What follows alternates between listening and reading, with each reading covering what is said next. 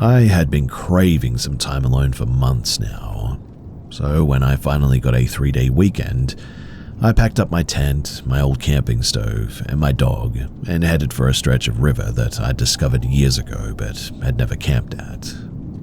It wasn't really even on most maps from what I could tell, but it was just a bend in a narrow, fast-moving stream tucked into a tree line, about 2 hours outside of town. There was no cell service there, no trails leading directly to it, just silence and peace and quiet. So I parked at a dirt pull-off, hiked in a mile or so, and found the spot exactly as I remembered it. Pebbly bank, heavy canopy overhead, the water cold and clear as glass, and Jasper sniffed along the edge, tail wagging, and I felt that rare kind of calm that only comes from real solitude. The first night felt like every other camping trip that I've done. I pitched the tent under a stand of pines, cooked some noodles on the little stove that I brought, and sat on a log to watch the sun go down. The river made a soft, steady noise like white noise on a radio, and it was peaceful. So peaceful, in fact, that I almost fell asleep sitting up there. I crawled into my sleeping bag at around 10 p.m. and Jasper curled at my feet. The air smelled like damp moss and smoke from my fire that night. And sometime after midnight, I woke up to a bit of a sound. Not loud and not even startling, but just a bit different, I guess. It was coming from the river, it seemed. It didn't sound like rushing water anymore. It was softer, almost like a person walking at a distance. I sat up and listened, but then it stopped. Or maybe it just blended into the normal sound of the water or something. But either way, I figured that it was my imagination and maybe the wind or a trick of the half-sleep that I was in, and so I just went back to bed. The second day was warm and bright. I spent most of it hiking up the river and fishing a bit.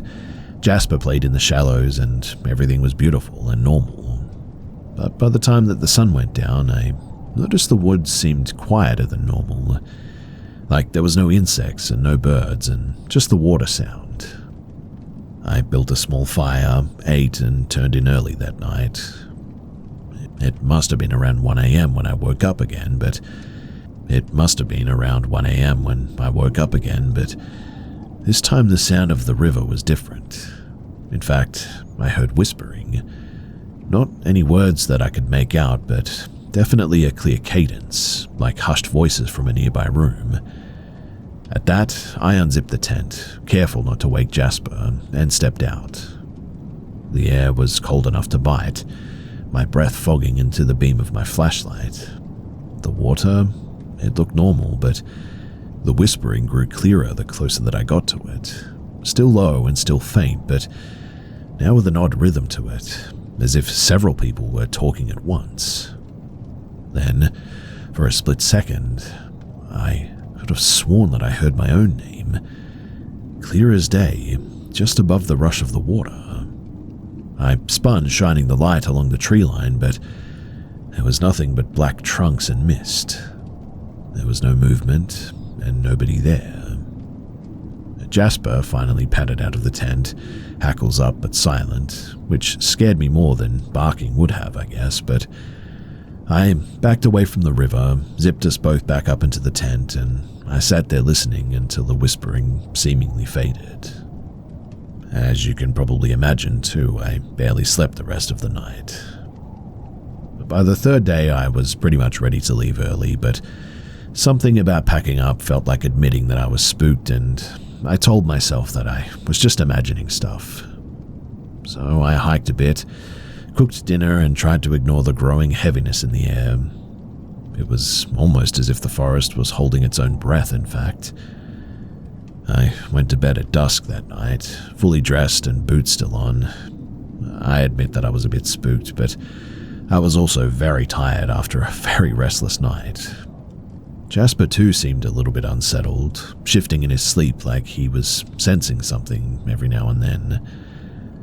Well, around midnight the whispering began again, but louder this time. And not just whispers now, but definitely distinct words mixed with the sound of rushing water. They were speaking faster this time, overlapping like a crowd of people murmuring in a panic. I unzipped the tent, just enough to peek out. The river wasn't smooth anymore either. It was churning, though there hadn't been any rain. A mist was rising off of it, thick and curling, and on the pebble shore, just at the edge of my fire's dying glow, I could now see shapes. Not solid, but more like outlines, I guess I would say. I couldn't make out any faces, but there were definitely at least 4 of them, tall and thin, standing motionless and facing my camp.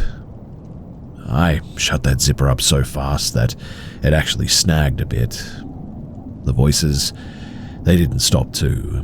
They got clearer, now speaking in fragments of sentences. Not English, but something else that I couldn't make out. Then, over all of it, my name began. Drawn out, whispered by something right next to the tent wall at one point. Jasper started whining and pawing at the fabric, and that was what actually broke me in the end. I grabbed my flashlight and keys and I yanked the tent open and we just bolted. I didn't even pack up. I left everything but my wallet and Jasper's leash there. And as we scrambled up the path to the car, the whispers followed us, fading in and out behind us, and I swear that I could still hear my name on the wind all the way up the trailhead. But when we finally reached the car, Jasper jumped inside without hesitation. I drove until we hit cell service, not stopping once to even look back. It's been almost a year now and my gear is still out there, probably scattered or washed downstream by now, but I haven't gone back to get it and I certainly am not planning to either.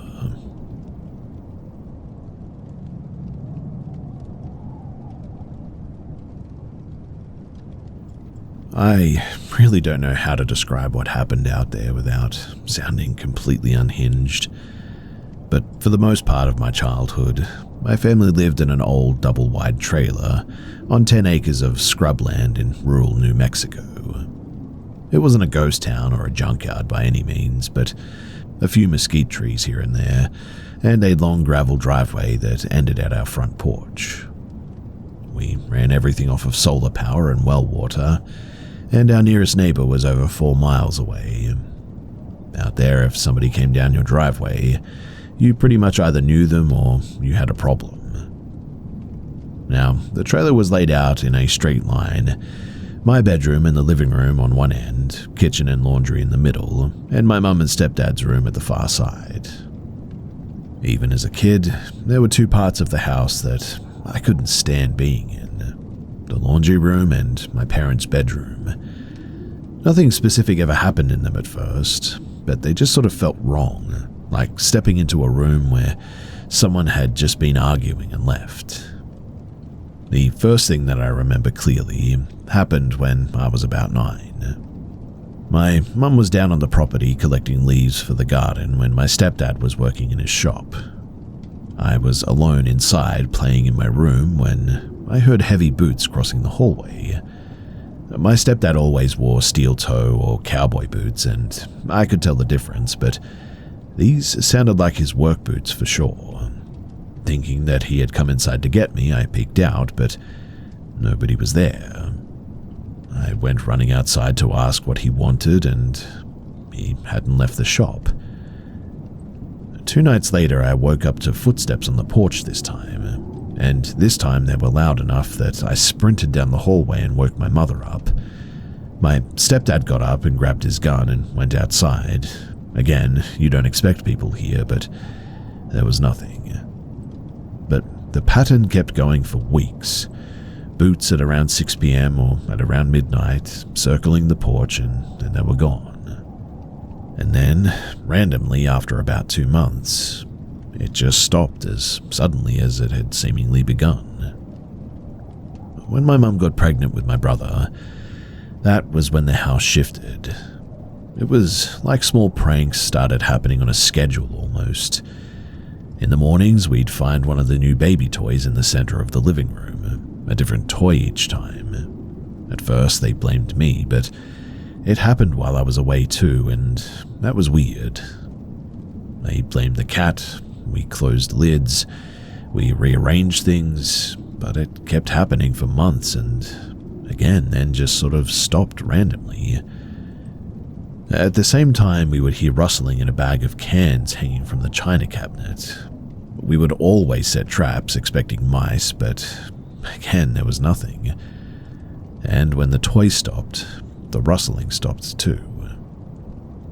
One night, late into the pregnancy of my mother, she got up to use the bathroom, and from the foot of the bed, you could see straight through the double doors into the living room, and she swore that she saw a man sitting on the couch. Curly blonde hair, blue plaid shirt, jeans, and work boots. She literally gasped upon seeing him, grabbed her housecoat, and shook my stepdad awake. And when he got up, the man was gone. To this day, though, she swears that she saw him clearly, and my stepdad later said that it sounded like his grandfather, who had died years before. After my brother was born, though, the house just felt heavy. I don't mean a little spooky. I mean that you get a weight in your gut walking through certain rooms.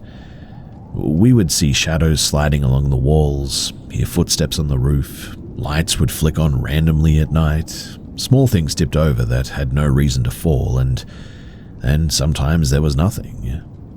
The place would feel empty for days, even peaceful. And then that feeling would return like a thunderhead rolling in, and you would know it.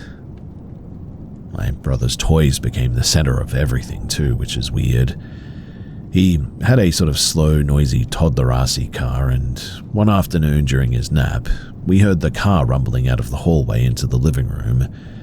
It rolled into the entertainment center and just sort of stopped.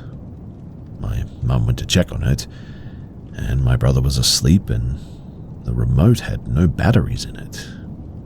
That car as well would keep starting itself like that for months. And then came a toy tow truck that opened like a flashlight when you pressed a button. It would activate on its own too, even without batteries. We were poor and swapped batteries between toys, so sometimes there really weren't any in there. And the last thing that pushed us over the top happened when I was about 14.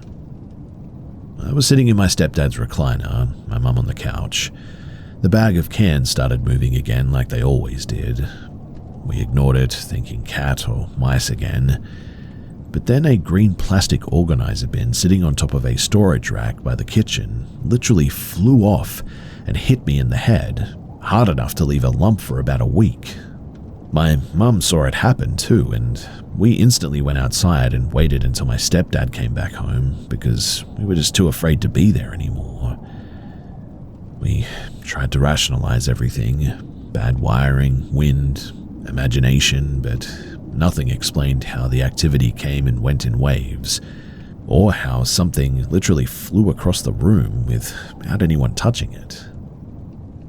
Sometimes the house felt completely normal, I'll admit that, but other times it felt crowded, and sometimes it felt like there was more than just one presence too, almost like separate moods were constantly drifting in and out of this place. We've never called it a haunting.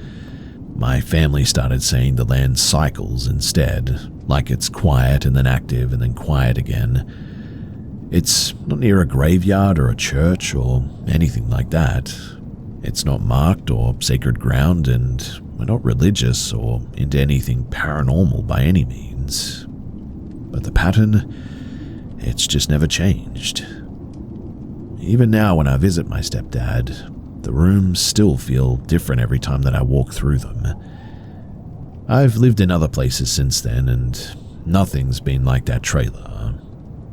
Out there, isolation makes you second guess what you see, but it also makes you sure of what you hear, and there's no one for miles, and you know the sounds of boots on your porch. It isn't just traffic or pipes or a neighbor's stereo. It just is what it is. And when a toy without batteries literally rolls out of the hallway on its own, it's hard to just shrug that off as city noise or imagination.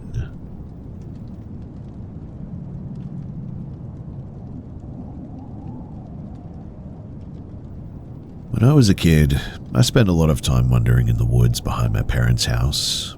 The forest there is dense but familiar to me, a place where I knew every tree, every hollow, and every narrow trail. Hidden deep in those woods is an old, worn-down house that my great-grandparents used to live in. As a child, I was always curious about it. I'd explore the perimeter, peek through the broken windows, and imagine what life must have been like when it was full of people. Even as a teenager, I would occasionally sneak back there to see if I could find old signs of their life, rusted tools, remnants of furniture, or scraps of paper left behind. Nothing strange ever happened in those woods, at least nothing that I noticed. Like the occasional deer, a fox, or a distant owl call were the extent of it really. I felt safe there.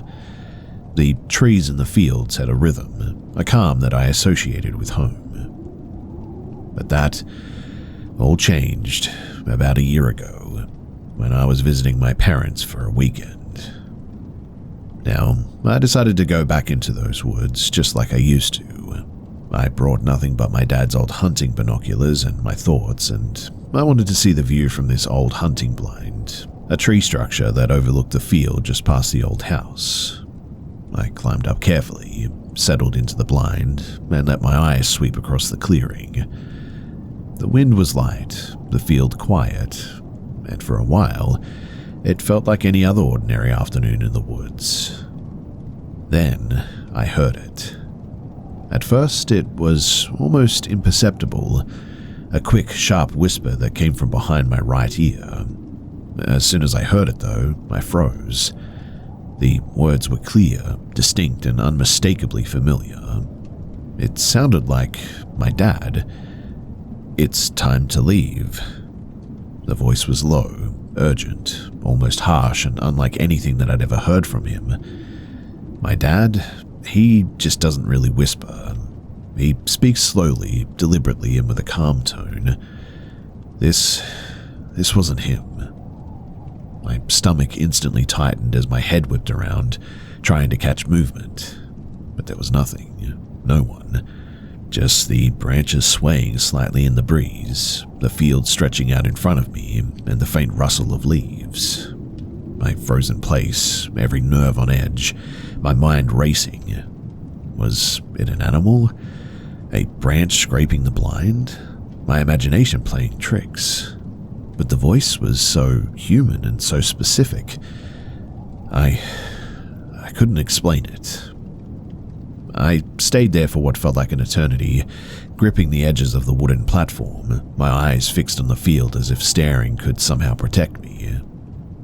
30 minutes must have passed, and I didn't dare move. Every sound of the forest, the distant crow, the wind through the pines felt amplified, like the woods themselves were watching. And then, in the distance, I saw him. My dad walking across the property, heading toward the old house. Well, relief and confusion surged at the same time. I scrambled down from the blind and I ran to meet him, my heart hammering. "Hey, Dad," I said breathlessly. Were you back there a few minutes ago? Did you say anything about leaving?" He looked at me, genuinely confused. "No," he said slowly. "I've been over by the field near the shed." "Why? Are you okay?" I didn't answer, because honestly I couldn't. I knew that I hadn't imagined it, but the rational part of my mind screamed that there was no explanation. We stood there in the late afternoon, the old house looming silently behind us. I glanced at it and felt the air tighten, heavy in a way that I hadn't felt in years of wandering those woods. That night, I couldn't shake the memory. I kept replaying it over and over in my head, thinking that maybe the wind had shifted, maybe my brain had played a trick on me or something. But I knew the voice had been there, right there, close enough that I could feel its urgency on the back of my neck. I couldn't explain it, and I didn't have to. I just knew that something in those woods had shifted, Something had been lying dormant for decades and wanted me to leave. I've been back to that hunting blind a few times since then, but I never stay long. I don't know what I heard, and I also don't want to find out. The old house is still there, crumbling and quiet, but every time that I look at it now, I feel that same tension, the same urgency, as if whatever whispered to me is still waiting, watching and ready to speak again. Even now, I still cannot explain it. I don't know if it was a voice from someone who once lived there, a residual echo in the woods, or something else entirely. All I know is that day, it changed the way that I look at that forest, the old house and the space around me, and I certainly have not been able to forget that whisper, the one that said, "It's time to leave."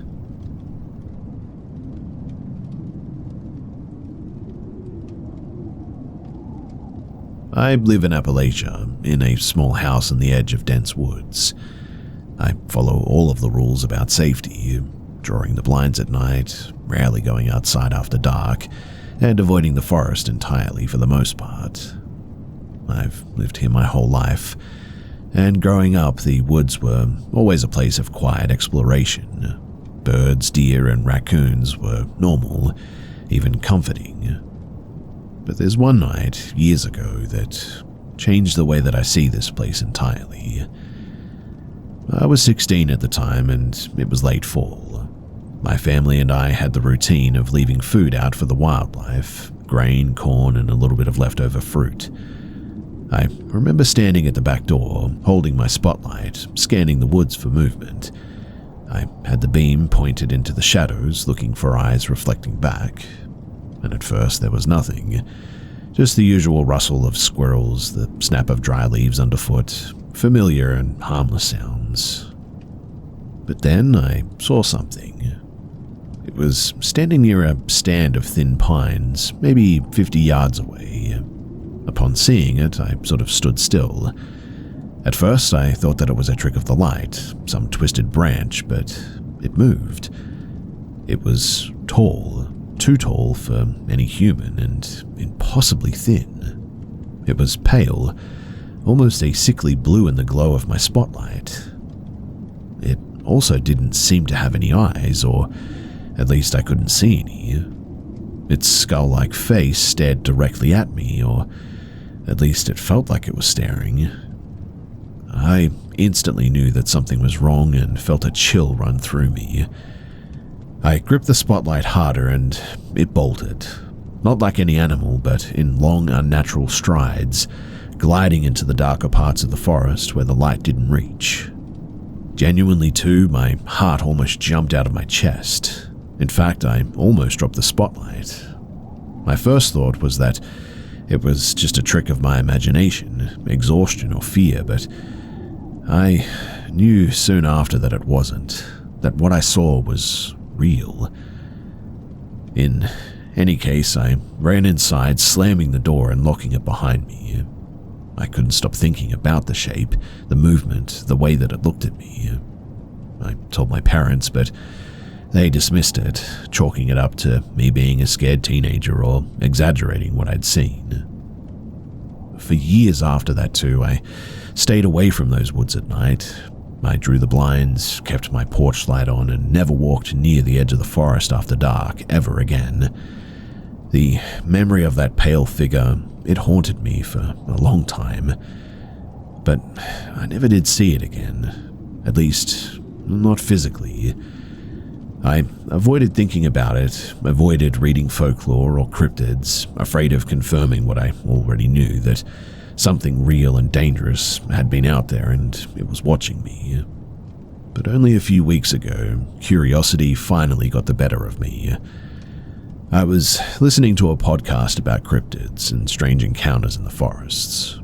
The host described an experience almost identical to mine. A tall, thin, pale figure, sometimes described as a skinwalker, sometimes as a Wendigo, moving in the woods at night, hunting or observing. Everything in that description, the height, the color, the predatory presence, it matched what I saw. It confirmed what I had been afraid to admit.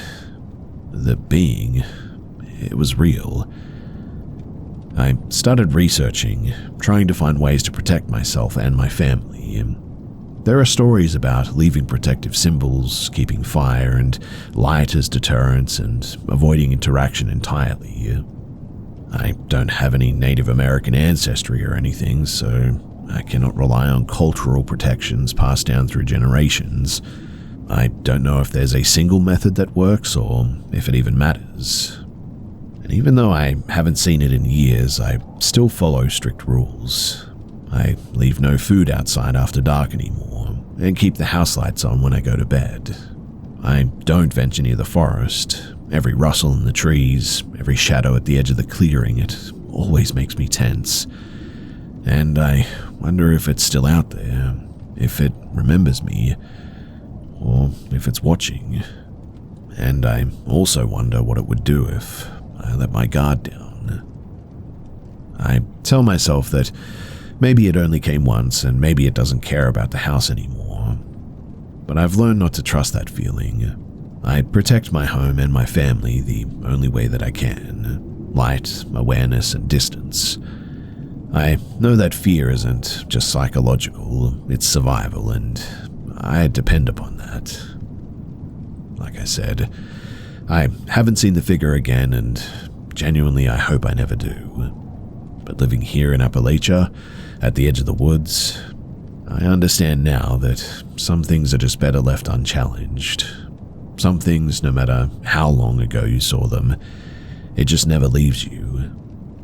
And some nights when the wind shifts and the trees moan in the darkness, I swear that I can feel it watching again. And I remind myself that it's time to be careful, it's time to stay inside, and it's time to respect the woods in ways that I never thought that I would.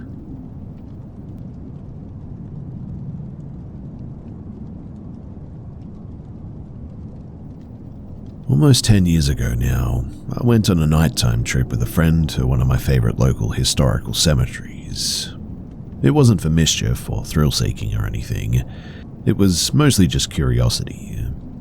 My friend shared my interest in old folklore and witchy things, and we often explored places like this, trying to feel the history and the energy of old sites. I've always been highly sensitive to spirits in some way. Sometimes I see things that others don't, or feel presences that cannot be explained. It's certainly not consistent, and I usually dismiss it as nothing, but that night, I just couldn't. The cemetery, it was quiet, almost unnaturally so. The paths were winding and uneven, flanked by rows of weathered gravestones that leaned with age. Moonlight was scarce behind the thick canopy of trees, and the air was damp and slightly musty. As we walked up a hill toward the center, I noticed a large old tree, its roots twisting over the soil like arthritic fingers. Beneath it was a water spigot connection, a relic of practical use from decades ago, and several roads branched out from this spot, forming a sort of natural intersection. Something about that tree drew my attention, though. And it was when I was looking towards this tree that I saw a shadow figure moving in slow, careful circles around the base of the tree. I froze, and I noticed that the figure was short, maybe 3 or 4 feet tall. It looked cloaked, as if draped in a heavy, dark fabric, but it had no discernible head. Its form was fluid, almost like a silhouette that hadn't entirely solidified into matter yet. What struck me the most, though, was its awareness. It wasn't hiding or sneaking, and it definitely noticed me. Every time that I shifted my gaze, it seemed to adjust, circling the tree in a way that was deliberate, aware that it was being observed. Now, it was definitely not human. Not young, not old, not good or bad. It simply just was.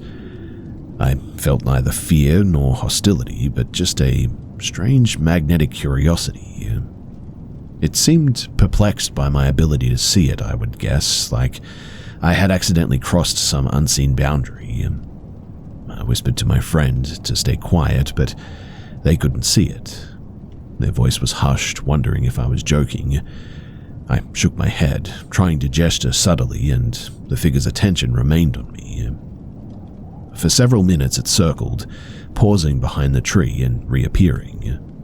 The shadows of its movement seemed to distort the ground slightly, but not in a way that I could explain. It was almost like the air itself bent around it, like gravity was bending around it. Eventually, my friend grew restless, and I felt the figure's attention shift as if acknowledging that our presence was now intruding. Slowly, almost reluctantly, it stepped behind the tree, and that was when it vanished from sight. I don't remember it leaving the cemetery, just disappearing as quietly as it seemed to have appeared. And I have never seen anything like it since. For years, I tried to rationalize the experience, as I do all of mine. It wasn't a prank, though, and it definitely was not an animal, and I wasn't imagining it either. I've had other ghostly experiences too, but this one, it felt different. Less about spirits tied to a person, and more like encountering something entirely independent. Something that exists in the space between, unseen by most and aware but not human. Since that night, I avoid the cemetery at night too. I've gone during the day and it feels completely ordinary then. But that tree, its roots, the spigot, the crossroads, it holds a memory that I cannot shake now. I sometimes wonder too if that figure is still there, circling silently, waiting for someone sensitive enough to notice again. Or maybe it only appears to those who can see the edges of the world, and most pass without ever really realizing it exists. I've told a few close friends about it, but nobody can identify it.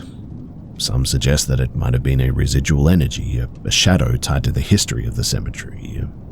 Others have mentioned folklore about protective spirits, guardians, or watchers that appear at crossroads. Nothing fits exactly, but even now, years later, I think about that night when I walked past the cemetery. I remember the lack of sound around the tree, the way the air seemed heavier, the way that the shadow moved with impossible awareness. It wasn't malicious, but it was completely alien, I guess is the best way to put it. I keep coming back to the same question too. What did I really see that night? And if it's still there, waiting quietly in the darkness, what does it want from the few that can notice it? Or does it want anything? And most importantly, what on earth is it doing?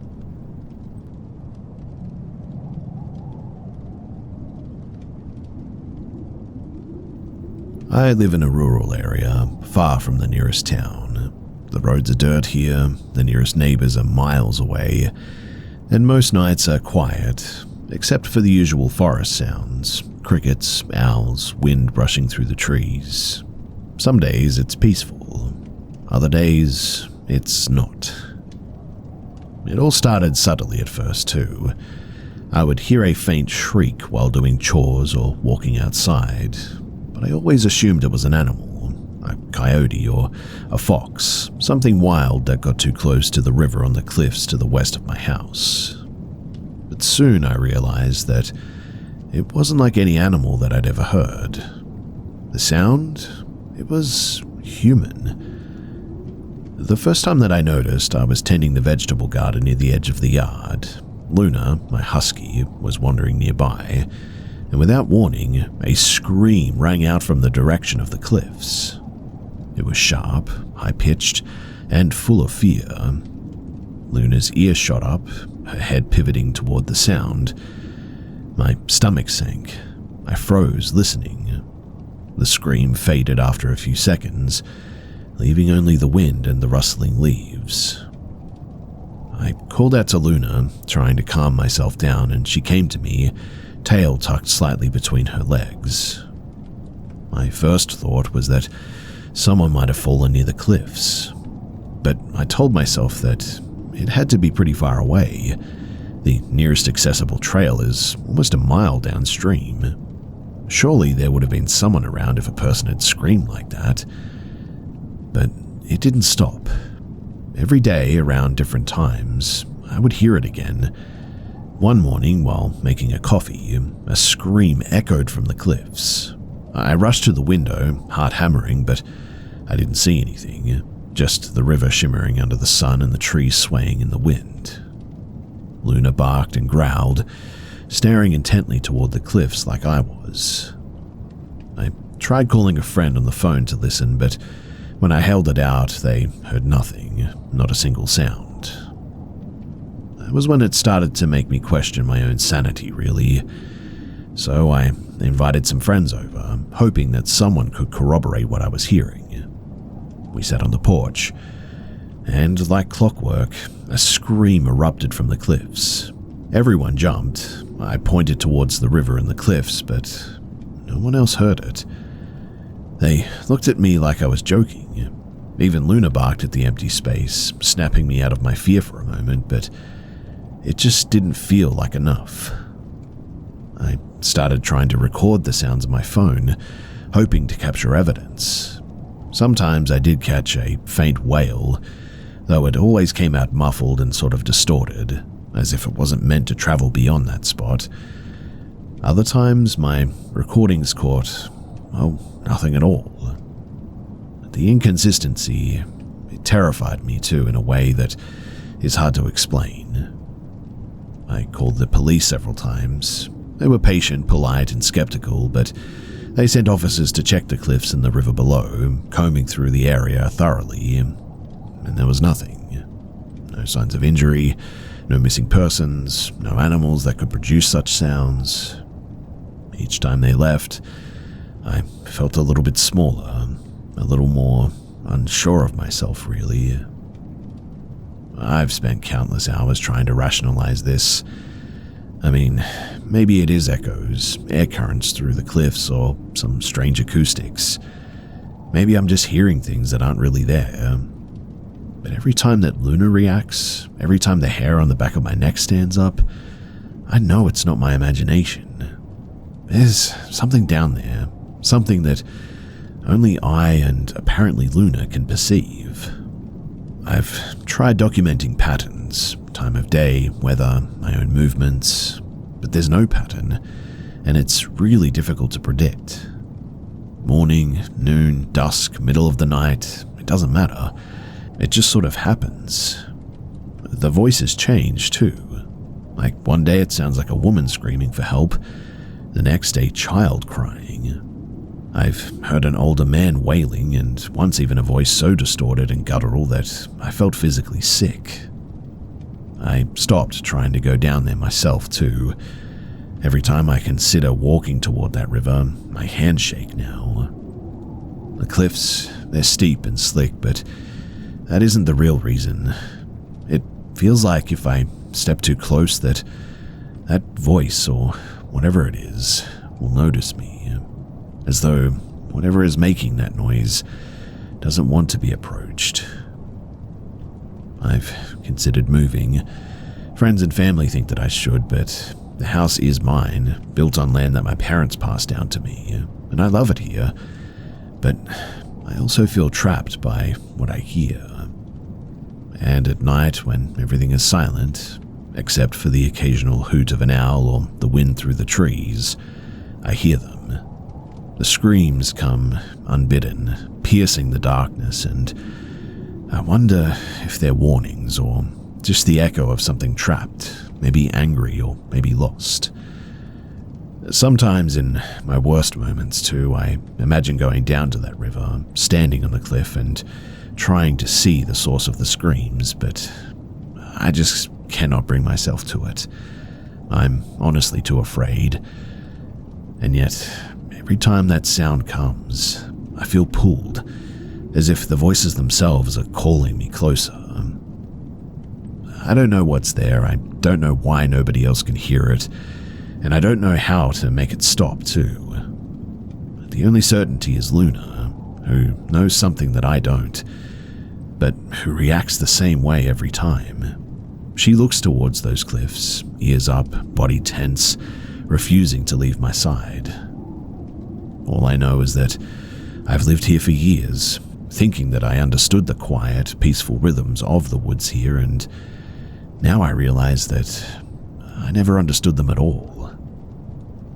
Something is out there, and it only speaks to a few of us. I don't know if I'll ever find out why or what it is, but I also don't know if I really want to know.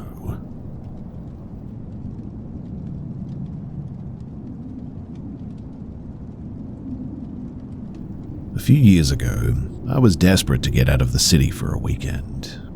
Work had been crushing me for weeks, every day filled with stress and deadlines, and I felt like I needed to disappear for a night.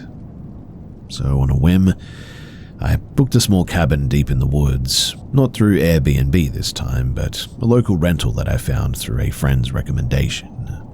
I grabbed my dog, packed the bare essentials, and started the drive late on a Friday afternoon. It wasn't far, maybe an hour and a half from the nearest small town, but the route felt like it stretched forever. The gravel roads wound through dense forests, the light fading as I drove, and about 20 minutes from the cabin, I stopped at a convenience store to grab a bottle of wine and some snacks, telling myself that I would have a quiet night. Just down the road, I pulled into a tiny diner, the kind where everyone knows everyone, and picked up some takeout. The town had that sort of sleepy, quiet energy, the type where you feel miles away from the rest of the world, even though civilization is still pretty close. Now, by the time that I reached the cabin, it must have been around 7:45 p.m. The sun was barely above the horizon, enough for me to start a small fire outside. The cabin was tucked off of a gravel road that branched from the main route, a 5-minute drive from the highway, but completely isolated once you were there. It was rustic, but well kept. Electricity, running water, a modern bathroom, and a small kitchen. The windows on every wall allowed a full view of the surrounding trees, the woods pressing close on all sides. I settled in with my dog, sitting by the fire until roughly 11:30. Eventually, I put it out, went inside, and I crawled into bed, scrolling lazily on my phone. The dog, usually calm at night, kept pricking his ears though, staring at shadows outside. I shrugged it off, blaming the noises of the woods and the unfamiliar territory. About 45 minutes after laying down though, I heard something. It was a soft knock at the door. At first, I thought that I must have imagined it too. Late night nerves, maybe the wind. But then it came again, quicker this time, and panic set in a little bit. I had no cell service, no way to call for help, and the thought raced through my mind, what if it wasn't the wind? What if someone actually made it here? The cabin door was solid, the lock engaged, but there was a window to the side of the porch. Hesitantly, I flicked the porch light on and peered out, and there was a man stood there, his posture casual but deliberate, staring right at me. He didn't seem immediately violent or anything, but his presence set my teeth on edge for sure. It was the timing and the way that he appeared that seemed very strange. I called out through the window, my voice steadier than I felt. "Can I help you?" He tilted his head and motioned toward the door. Then, in a voice roughened by alcohol, clearly, or something else entirely, he said simply, "Come on, let's talk." My pulse raced.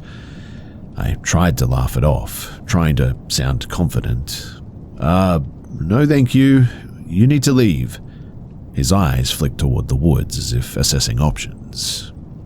Then he said something that I couldn't quite make out, but it sounded like he was trying to come on to me.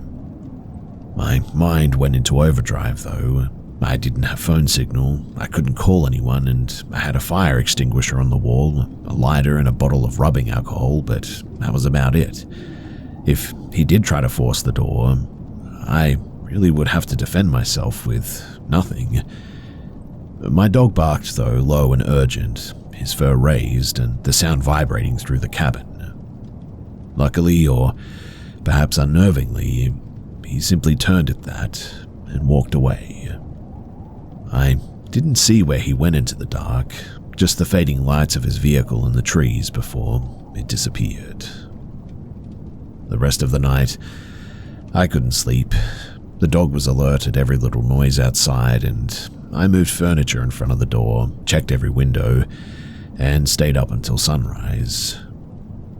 When the first light of the day broke through the trees, I packed up quickly and I left, finally able to get out of there.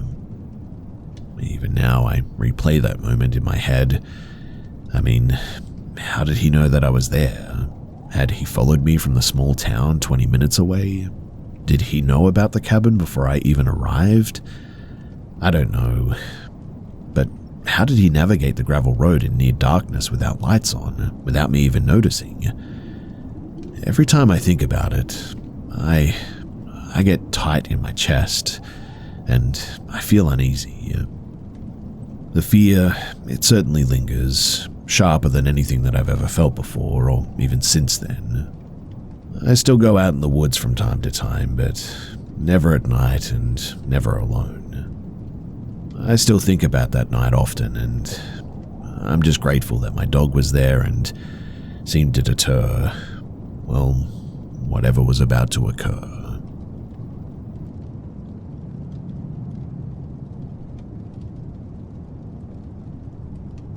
So we live in a gated complex split into 2 blocks. The community building, which is the mailroom and the gym lobby, and the annex where my unit is.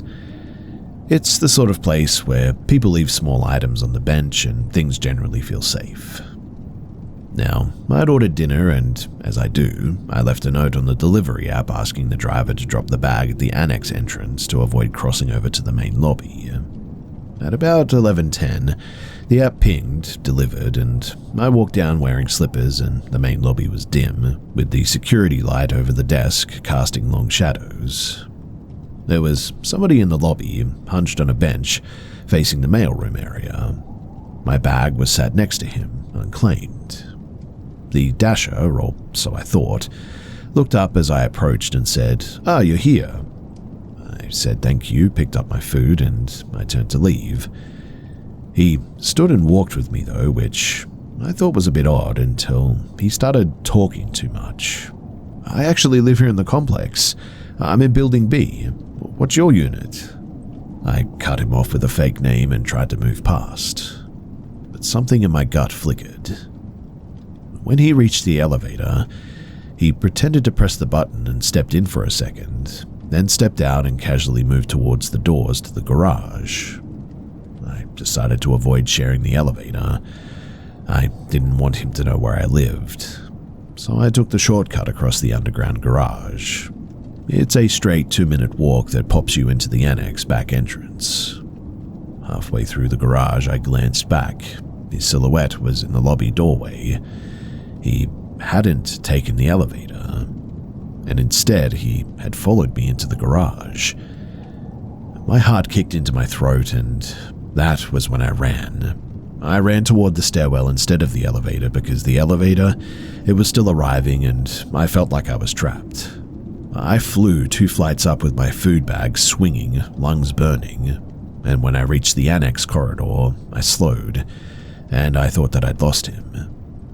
That's when the conservatory doors slammed behind me, and he came through like he had been waiting for me, breathless and angry. He shoved a crumpled receipt at my face. He was loud and accusing. "That's my food. You stole my delivery. That number on the receipt is my unit." He pressed so close that I could see a small scar at the corner of his mouth. But my voice felt tiny and flat because I was trying not to panic. I told him that he'd delivered it to the lobby, and that the printed number was the order number, not an apartment number. It meant nothing to him, though. He kept coming forward. What changed everything was what I saw in his right hand when, in the middle of his rant, he dropped his wallet and a small folding pocket knife, the kind with a noticeably dark handle. He held it like a man absent-mindedly holds a lighter, thumb over the clasp, finger along the spine, but the flash of the metal was all I needed to see. In the dim light, it looked sharp. It wasn't brand new too, and the blade had a sort of dull edge to it, which in my mind meant that it seemed like he was used to having it ready. I said as loudly as I could, "Stop, you need to leave." He stepped closer and muttered something about eviction and theft. He was watching the receipt like it was proof that he was right, but he was also watching me like he was trying to memorize my face. People sometimes act weird at night, I told myself, but this was definitely different. The man's jaw looked set. His hands moved in like little circles as if practicing a plan. There was a flash of motion at the end of the hall, a resident coming back with a trash bag. The sight of another person momentarily changed his demeanor too.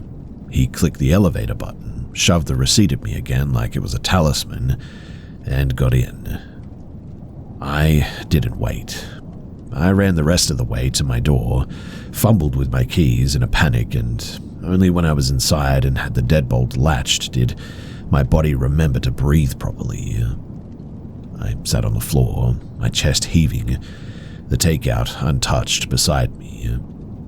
When I looked back toward the garage door, I could see his form in the doorway, a shadow framed by the lobby light, and something like a small metallic glint where his hand rested.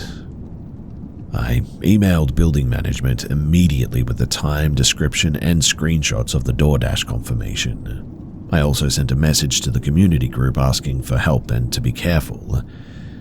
The next morning, I learned security had pulled camera footage and confirmed that a man had loitered in the lobby and moved between the two buildings that night.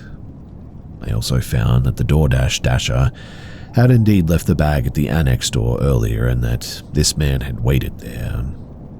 Management took the footage seriously, and the complex sent a notice reminding residents that they should never open doors for strangers and to report suspicious people.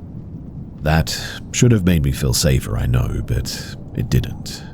For days, I slept little, flinched at every noise, and replayed the man's face in the way that he held that knife in my mind.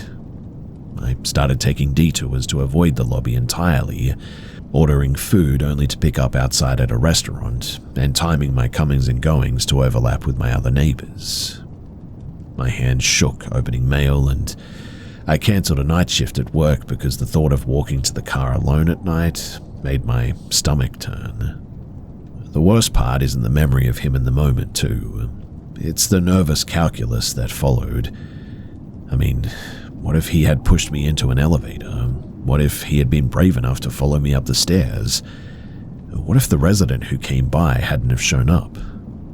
My brain fills those blanks faster than I can slow them, and I just couldn't sleep.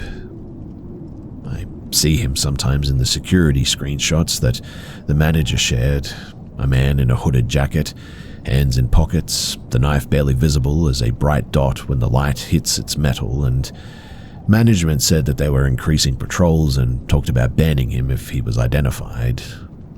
But until he's gone for good, until the complex feels like mine again, I'm carrying a low-grade panic that wakes me up at 2 a.m. every day. The delivery app now always gets the meet at the restaurant note too. I'm sharing this too because if one small detail can change the tone of an encounter for somebody else, the sight of a knife, the way someone pretends to be a delivery driver, it's worth telling other people what it felt like so they can trust their instincts. If you ever get the sense that someone is following you in a why would anyone care sort of way, don't try to rationalize it in your head. Just get out of there, run toward people or something like that. Make noise, and don't assume that you're overreacting. I didn't, and now I know why that voice inside your chest exists. It's there to keep you alive.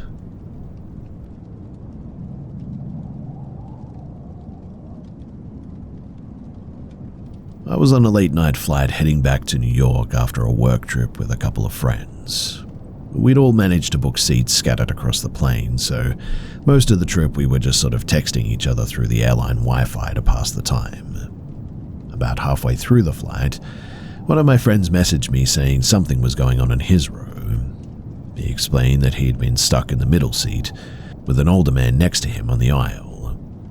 At first it was nothing unusual, just the awkward silence of strangers squeezed together. But then, he started hearing a strange noise. At first it was faint, but within seconds it became clear. A woman's voice, moaning, loud enough that nearby passengers were shifting in their seats and looking around. My friend leaned over and noticed that the sound was coming from the older man's phone. His earbuds were dangling, but not fully connected, which meant that everyone around could hear what he was watching. My buddy nudged me and quietly pointed it out. The man jammed the jack in properly and the noise cut off. My friend figured that was probably the end of it, but it wasn't. Curiosity got the better of him and he glanced down at the screen. And what he saw wasn't just a risque movie scene. It was unmistakably graphic content. The kind that you would never expect to see played openly on a commercial flight. My friend sent us some updates through text and we all cackled stupid jokes and stuff like, just join him so it doesn't feel awkward, or steal one of his earbuds and make it a bonding moment. We laughed, but the updates kept getting more uncomfortable. You see, the man wasn't just watching. He'd started shifting in his seat, breathing harder, and at one point even reached down and pressed his hand against himself through his pants. This wasn't just awkward anymore. It was crossing into something that could put other people on the flight in a really bad position. So I decided that I had to see it for myself. I got up under the excuse of stretching and made my way down the aisle.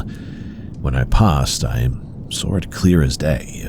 The screen was tilted at just the right angle that the row behind him could see it too. And there were kids back there. He wasn't subtle about it either. The audio was muffled now that his headphones were plugged in, but his expressions and movements left little doubt about what was going on. What struck me the most, though, was just how nobody was addressing it. A flight attendant had walked past and given the phone a glance, but instead of saying anything, she just kept going, like it wasn't worth a confrontation. And that was what set me off. If they weren't going to step in, then I felt like someone had to. So I leaned down toward the man and told him flat out, "You need to turn that off. There are kids sitting behind you." He froze, clearly embarrassed. His face went red. He fumbled with the phone, muttered something that sounded like an apology, and shut the video down. I stood there long enough to make sure that he got the message, then shook my head and I went back to my seat. Afterward, a couple of passengers quietly thanked me for speaking up. Apparently, several of them had noticed and felt uncomfortable, but didn't want to be the one to say anything. My buddy, still stuck beside this guy unfortunately, texted me a few minutes later with one last update. The man had switched over to a simple card game app.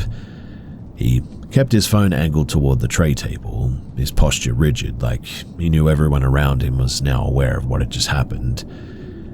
But the whole thing, it left me unsettled. Not because of what he'd been watching.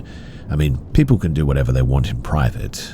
But because of how casually he tried to bring something private into a public space full of strangers, and even kids. I thought about it the rest of the flight home, how quickly people look away from uncomfortable situations, how easy it is to pretend that you didn't see something. By the time that we had landed, it was just a weird story to tell friends later, but sitting there in the dark cabin, watching him pretend to lose himself in digital solitaire after getting called out like that, it felt like something heavier. Not funny, not shocking, but just really bad. And that's what stuck with me more than anything. How alone he looked in that crowded plane, surrounded by people yet completely isolated, hiding behind a screen that only made everything worse. And I mean, was he just an old fumbling fool that just made a mistake? Or was he trying to groom those kids? I don't truly know, but he did seem to follow that family after we got off the plane for some time. That was weird, and I noticed it too, and so did the parents seemingly. They quickly left after getting their bags, and he was left there looking sort of shaken and confused, like things just didn't go to plan for him.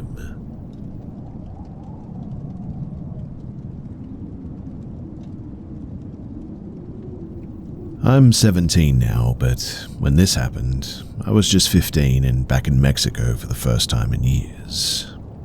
We'd moved to Canada when I was 13, but that summer my mother insisted on visiting some family for a month to reconnect with them. We stayed in my grandparents' old house, the one that I had grown up in before moving away. The neighborhood had always felt familiar and safe to me, even if it wasn't exactly fancy.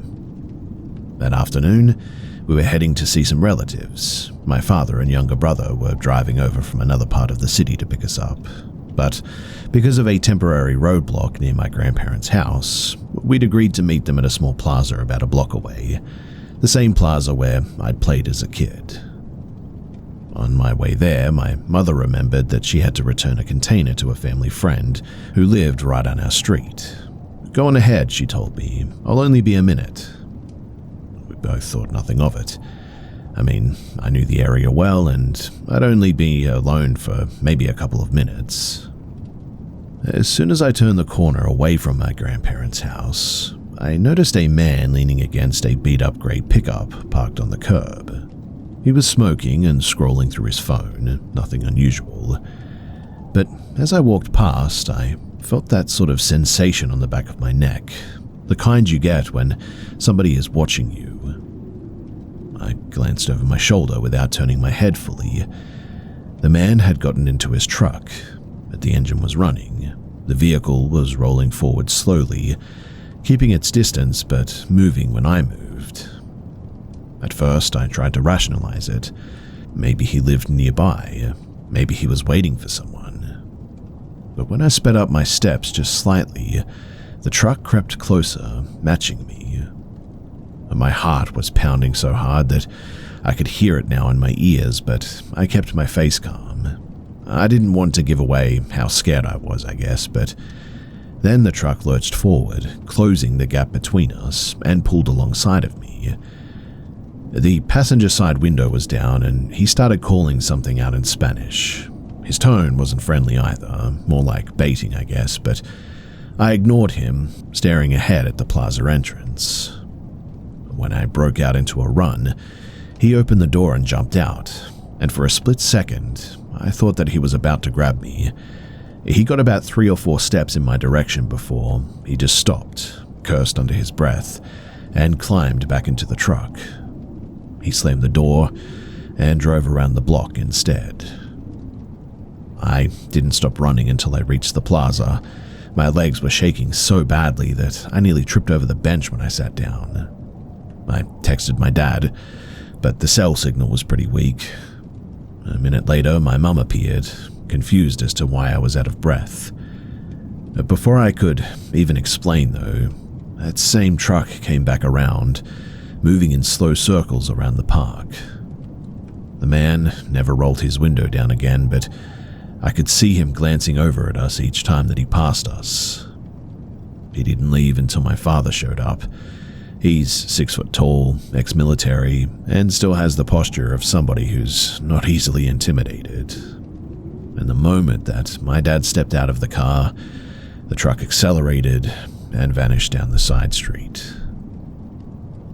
I'd lived in that neighborhood for years before moving away, and I'd never been afraid of walking there alone, even as a kid. But that day, it changed something for me. I realized then that it didn't matter that I spoke Spanish fluently, or that I wasn't even a tourist. Being local, it doesn't protect you.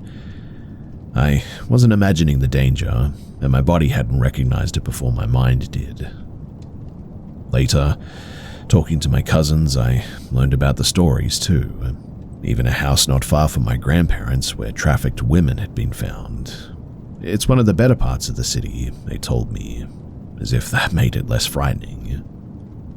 Even now, years later, I think about that truck and that man. I still wonder if he had seen me before too, if he'd followed me from somewhere, or if I'd just been in the wrong place at the wrong time. And whenever I go back to visit my family, I don't walk alone anymore. I don't assume that familiarity means safety anymore. People ask me if I'd do anything differently since then, and the truth is that I did everything that I could in that moment. But if there's one thing that I could tell someone else, it's this. Don't second-guess your instincts. If something feels off, then get out of there, even if you do feel a little bit silly. It's better to be safe than sorry, and your fear might be your only warning that you get.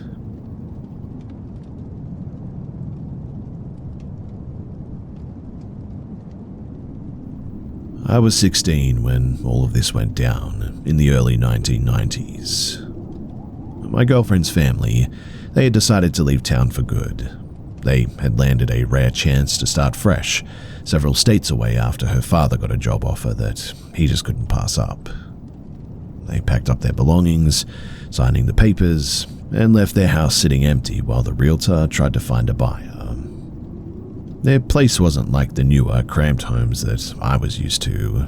It was a sprawling single-story house on a big lot, with a detached garage at the end of a long driveway. The front yard had a single massive tree that shaded the concrete like a huge umbrella, and the backyard had a few smaller ones too, including an old fruit tree with branches that reached the windows. The lots were so far apart that you could go hours without seeing a neighbor too. I'd been helping them load furniture and boxes in the weeks before they left, and on the last day before they drove away, her dad pulled me aside on the front porch with her mum standing nearby. He asked me if I could do him a favor, check on the house a few times a week, maybe even stay overnight occasionally. People were breaking into empty houses at the time, you see, stealing appliances or squatting and things like this. The only neighbor that they trusted was on vacation, and he didn't want the place looking abandoned for too long. I told him not to worry about paying me, that I'd known them for years and would have done anything to help, really.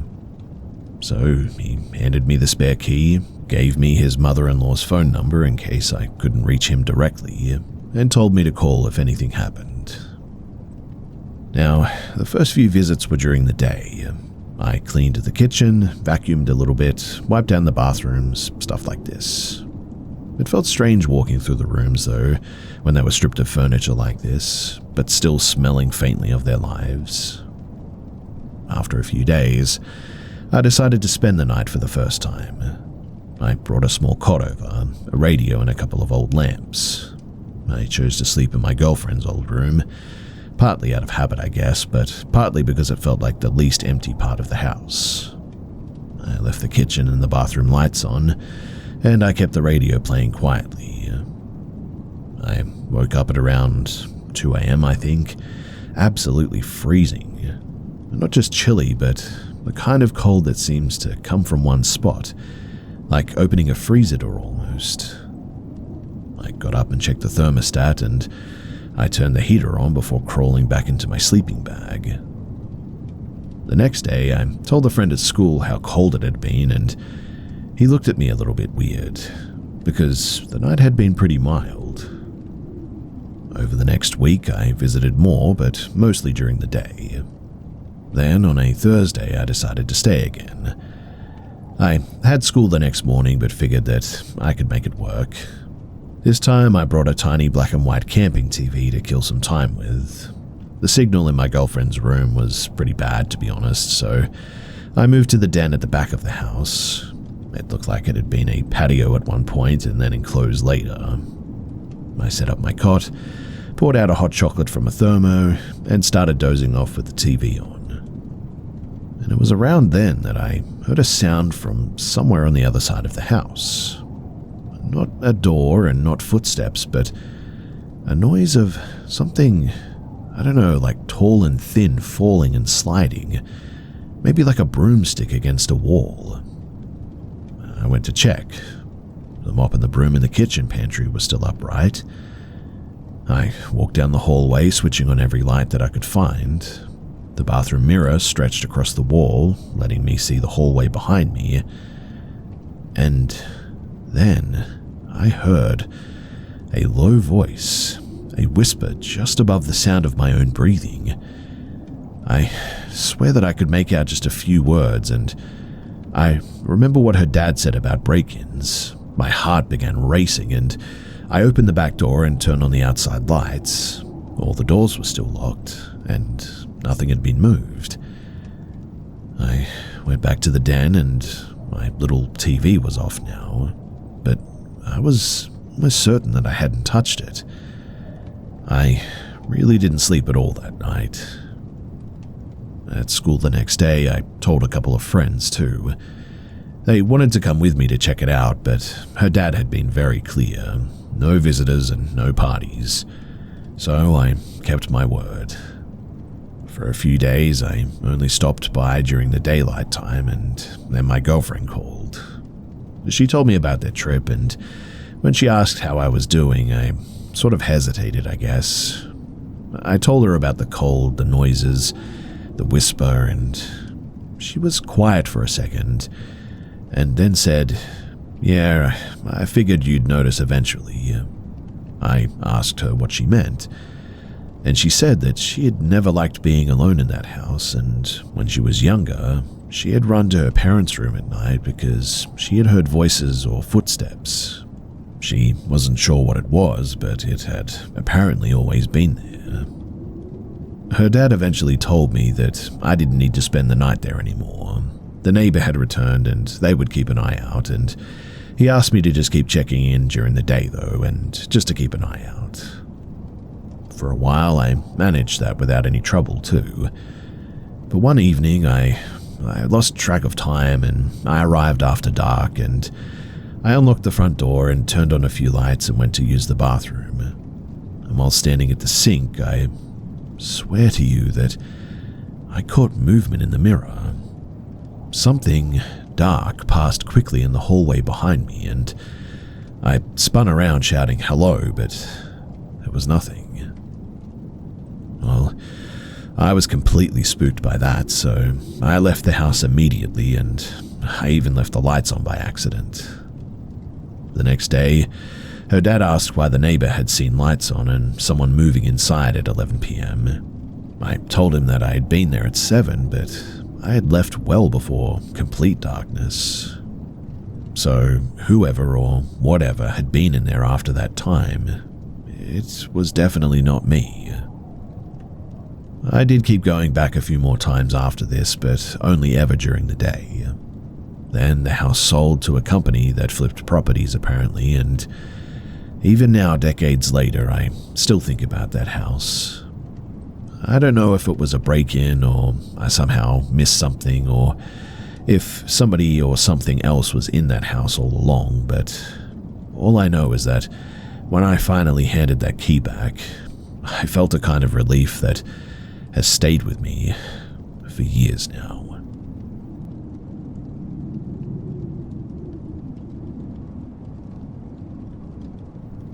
When I was a teenager, I developed a ritual that nobody in my family knew about. Every few nights, after everyone had gone to sleep, I'd climb out of my bedroom window, not onto the roof, but up a steel ladder that we kept leaning against the side of our shed. From there, I could perch on a flat section and look out over the whole neighborhood, often with an old handheld telescope that my uncle had given me. I didn't do it to spy on people or anything creepy, but it was just the only time that everything felt still enough to notice the details. Streetlights buzzed and flickered. The small grocery store at the corner dumped out its last bag of trash at midnight sharp. And from my perch, I had a direct view down a long, crooked back road that led past our home and into the hills. Most nights, too, nothing ever really happened. But then one night, as I scanned down the road, I caught something moving far below. At first I thought it was a dog running loose, It moved low to the ground, but at a speed that made me blink and look again. Then it veered sharply into the middle of the road and started running uphill straight toward where I was sitting.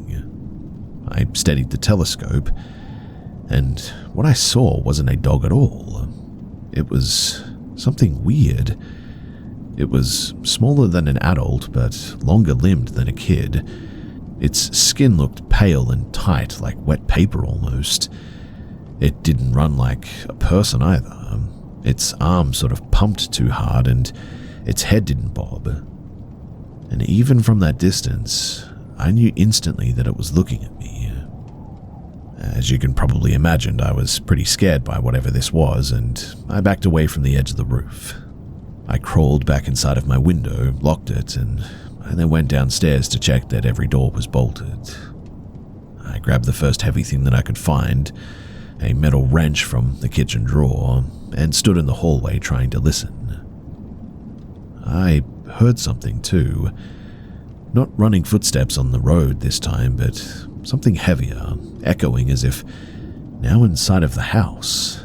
A rush of movement up the stairwell, then a pause, then the same pounding rush back down. I crept to the front door holding my breath.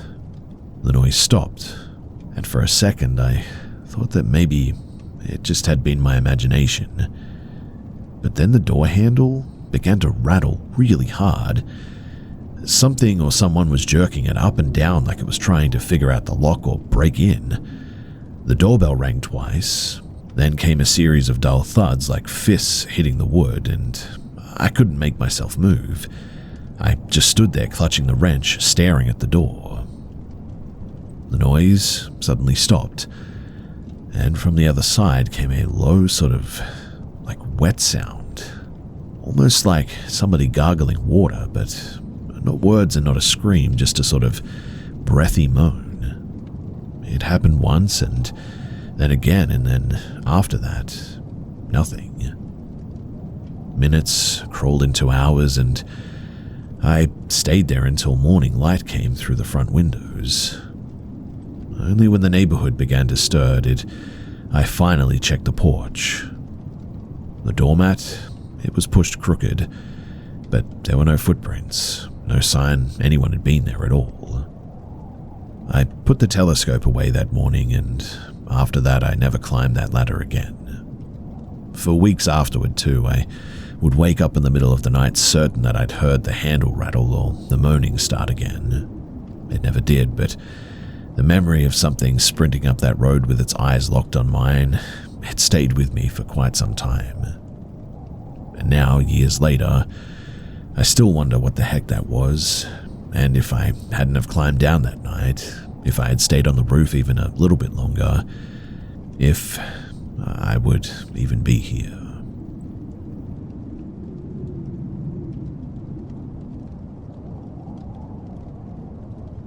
I didn't grow up thinking that my family home was haunted. If anything, it was the opposite. This was our safe place. My father bought the plot decades ago when the neighborhood was just starting to develop, and the house had been built, patched, and remodeled around us ever since. It isn't falling apart or sitting empty. The street's alive with kids playing and vendors walking by all day. But for as long as I can remember, the house itself has had a way of acting like somebody else is living here with us. The stories go back before I was even born. My aunt, who lived with us all her life because of her disability, still talks about an afternoon when she was about 7. She swears that she was leaning over the second-floor balcony, thinking about jumping down into the yard below, just as a childish dare to herself, when she felt 2 hands lift her by the waist and set her back against the wall. Now, there was no one else there, she said, and she ran inside crying, and obviously nobody believed her, but she never leaned over that balcony ever again since then. For me personally, it's less dramatic than that. More like a steady string of irritations, I guess you could say. Things I leave on the counter disappear, only to show up right where I left them even minutes later. The doors in the hallway click shut on their own where no windows are open. You'd think that it was just forgetfulness or maybe drafts, until it just happens over and over again, so much so that you actually begin to take notice of it and start actually saying to yourself, yes, I just put this thing here, and then minutes later, inevitably it's gone. My brother's experiences, though, they're different. He avoids certain rooms altogether, especially at night. He always says that they feel wrong, like somebody is standing there waiting for him to step in. I personally don't get that sensation. I can stand outside on the roof at 3 a.m. and feel nothing but the cool air and the quiet street. But it's always been like that. It's like the house sort of singles people out, I guess, reacting to each of us in its own way. But the incident that finally made us both feel completely spooked happened just last month. There's an old wash basin near our front door where we sometimes rinse our hair in the evenings. I was bent over it when a sharp screech rang out behind me, high-pitched, metallic, like chalk being dragged down a blackboard. I spun around, but there was nothing there. I called my brother, and as soon as he stepped up, the sound got louder and closer, and the air suddenly felt heavy, like someone invisible had moved between us almost. Then there was a knock, 3 loud raps right next to our ears, but there was nothing nearby to even knock on. We bolted inside without a word, and since then, smaller things have kept happening too. Like at night, we hear furniture sliding in the empty upstairs room, sometimes a steady dragging sound that lasts for minutes. My father occasionally sees fast-moving shapes darting through the hallways, like shadows of someone running. He's even chased after them once or twice, thinking that they were intruders, only to find empty rooms. The strange part, though, is that none of it feels violent, I guess. Whatever it is, it hasn't really hurt anyone. It startles, frustrates, and confuses, and obviously scares us a bit, but it never crosses into outright danger. It's almost like living with a housemate who refuses to show themselves, but likes to make noise and sort of be annoying. Now that I'm older, I've stopped trying to convince visitors that nothing's wrong, and if something happens, I just sort of shrug it off. If nothing happens, then I don't really bring it up, but the weirdness is just sort of part of the background, I guess. Like the hum of an appliance that you've just learned to tune out.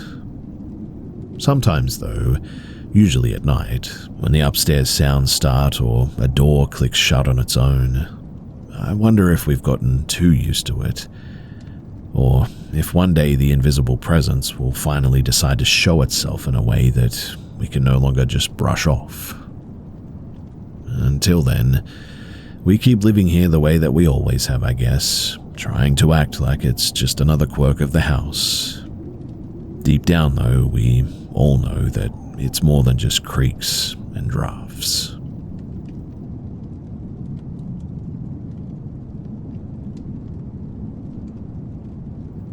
I don't usually talk about this because I know that it sounds like some sort of cheesy creepypasta, but for the stretch of my teenage years, my home life took a turn that I've never been able to explain. I wasn't in a gothic mansion or an isolated cabin or anything like that. Our place sat right above a busy street in a medium-sized German city. The building itself looked ordinary from the outside too, but inside it felt like a strange in-between space, caught between its past life and whatever it is now. My mother and I, we moved into what used to be an office space on the top floor of a 19th century building. The ground level, it still held a private club built by wealthy industrialists in the late 1800s, a mixture of a ballroom, bowling alley, and a bar, all with velvet curtains and tarnished chandeliers and everything. It looked like it hadn't been updated since the mid-century, and in exchange for low rent, we took on a lot of the renovations ourselves. When we finished, the apartment looked great too. Fresh paint, warm lighting, our furniture, On paper, honestly, it was perfect. But the upper floors of the building had odd features. We were the only apartment on our level, right below the attic, and the two doors stood out in the stairwell, one heavy door that supposedly connected the neighboring building, and a tiny square door high up on the wall. If you climbed up and opened it, you'd see a sort of crawl space with stone pillars stretching into darkness, far larger than seemed possible, given how tightly the city was built. I would stare into it sometimes too, trying to make sense of it.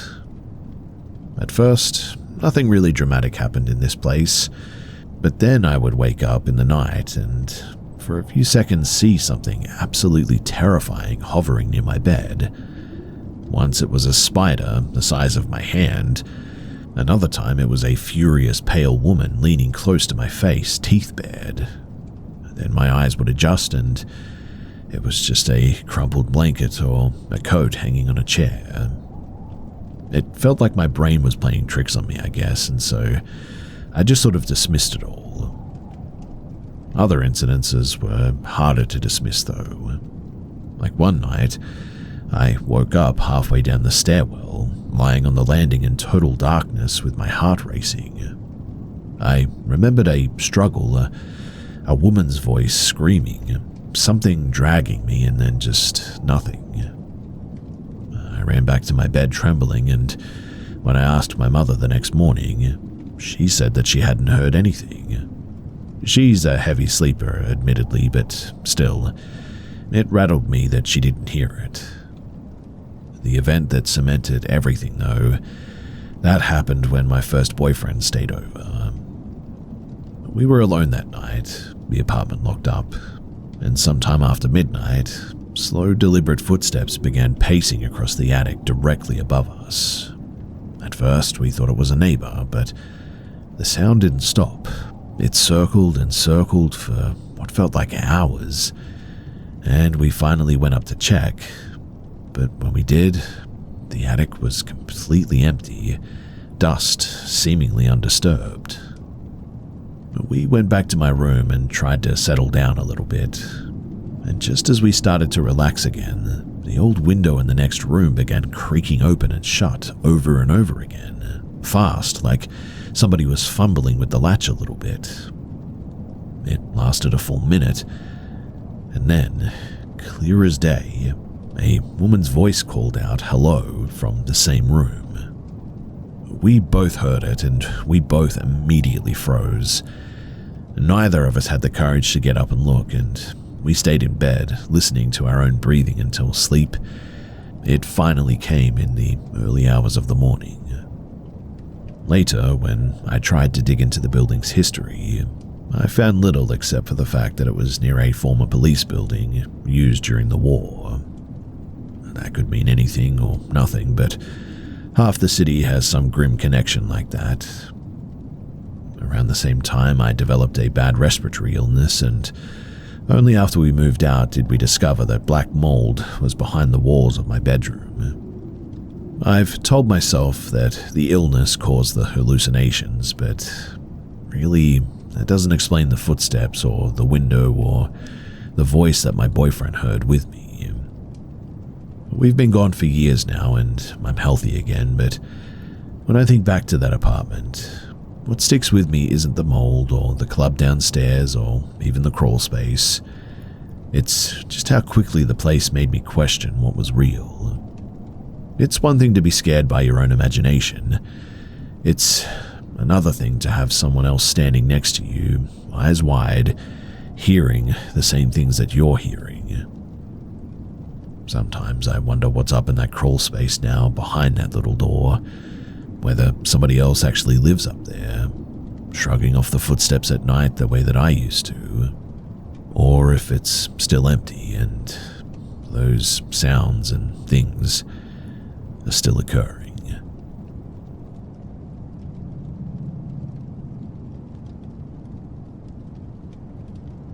My family and I lived in my childhood home for 15 years before moving into an older house just down the road. We only stayed there for a few months since we were just renting, But shortly after settling in, I began to feel an unsettling presence, as if I was constantly being watched. It filled me with fear and unease, and I developed severe insomnia during this time because of it. The house itself felt very heavy with tension, as my family was going through a pretty turbulent period. The bathroom was upstairs, positioned so that the shadow of anyone standing in front of the mirror would appear on the door. And one night, my dad told me that after finishing a movie, he went upstairs to use the bathroom, and halfway up the stairs, he noticed a shadow on the bathroom door. It appeared to be brushing its hair, and he assumed it was me getting ready for school extra early. He called out my name, and the shadow paused, almost as if acknowledging him, before continuing the hairbrushing motion. When he opened the bathroom door, though, nobody was there. He checked the shower and the storage closets, thinking that I might be playing a prank, but I can assure you I wasn't. He finally went to my room and found me asleep, and this scared my dad enough that he hurried back downstairs and told me that he wouldn't go upstairs again that night. This wasn't the only unsettling experience that we had in that house, though, because one morning when my brother and I were still in school, it was my responsibility to make sure that he got up on time to get ready and catch the bus. And that morning, I was downstairs on the family computer, completely absorbed and unaware of how much time had passed. And when I finally checked the clock, I panicked and I bolted upstairs, fully expecting to find my brother still asleep, but to my surprise, he was already awake, sitting up in bed. My first thought was relief. Thank God he's up, quickly followed by confusion. How did he wake up? I asked him, "How did you get up on your own today?" He looked at me confused and said, "What? You woke me up." I froze. "What do you mean I woke you up? Was I being too loud?" He replied, "No, you came into my room, turned on the light and said, 'Hey, it's time to get up,' and then you left." But it wasn't me. I had been downstairs the entire time. I'm sure of it. To this day, I have no explanation for what happened. It never happened before or since then, and I'd love to know what you guys make of this, because I really think that there was something in that house imitating me. Not just because of what I've just shared with you guys, but also the physical and emotional effects that I experienced during this time. I just cannot ignore them.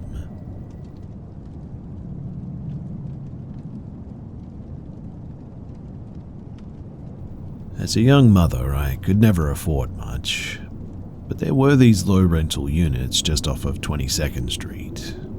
The owner of this building was basically a bit of a slumlord.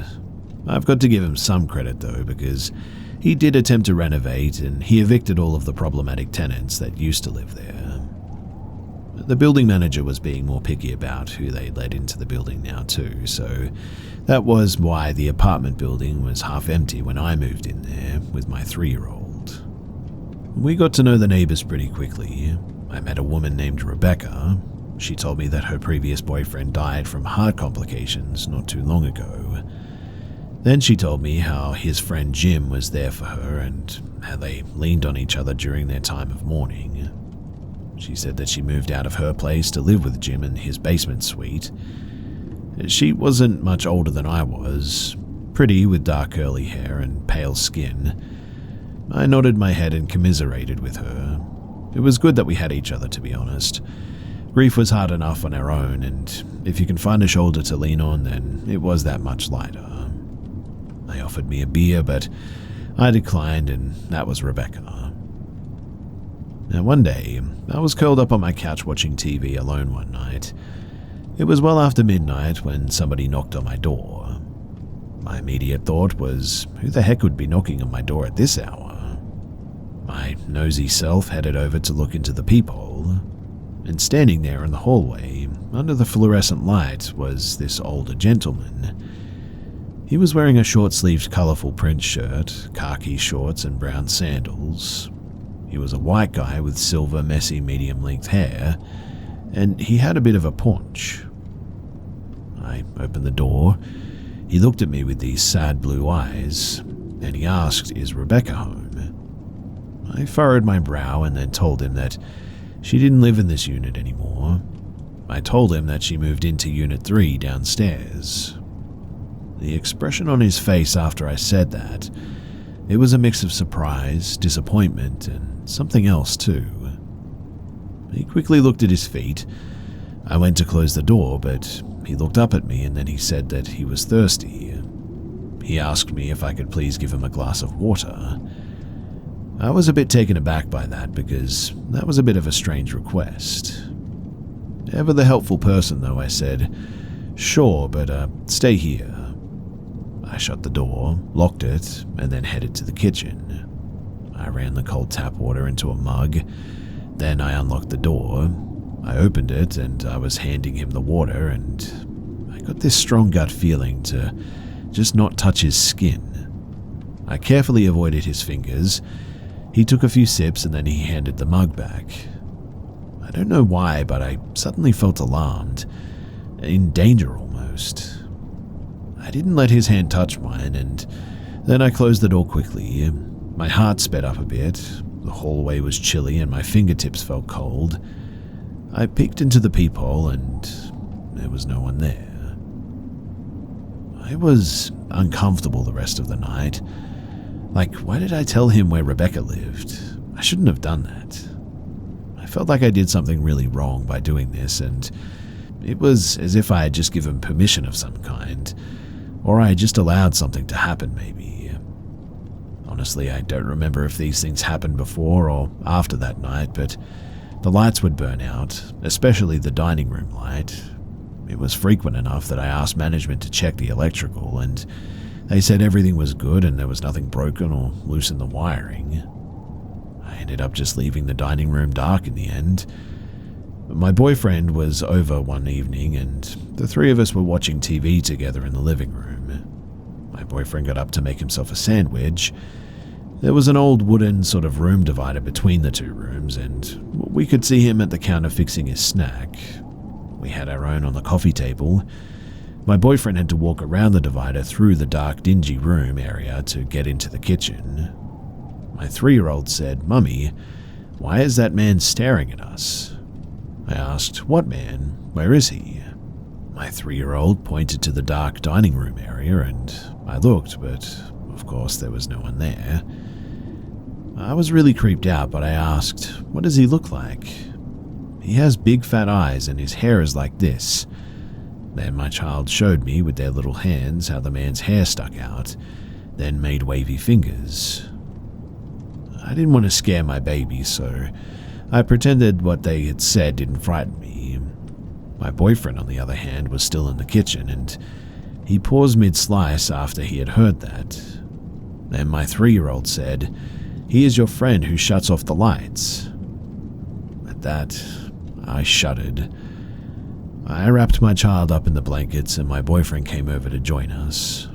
I stayed up that whole night, just watching over them.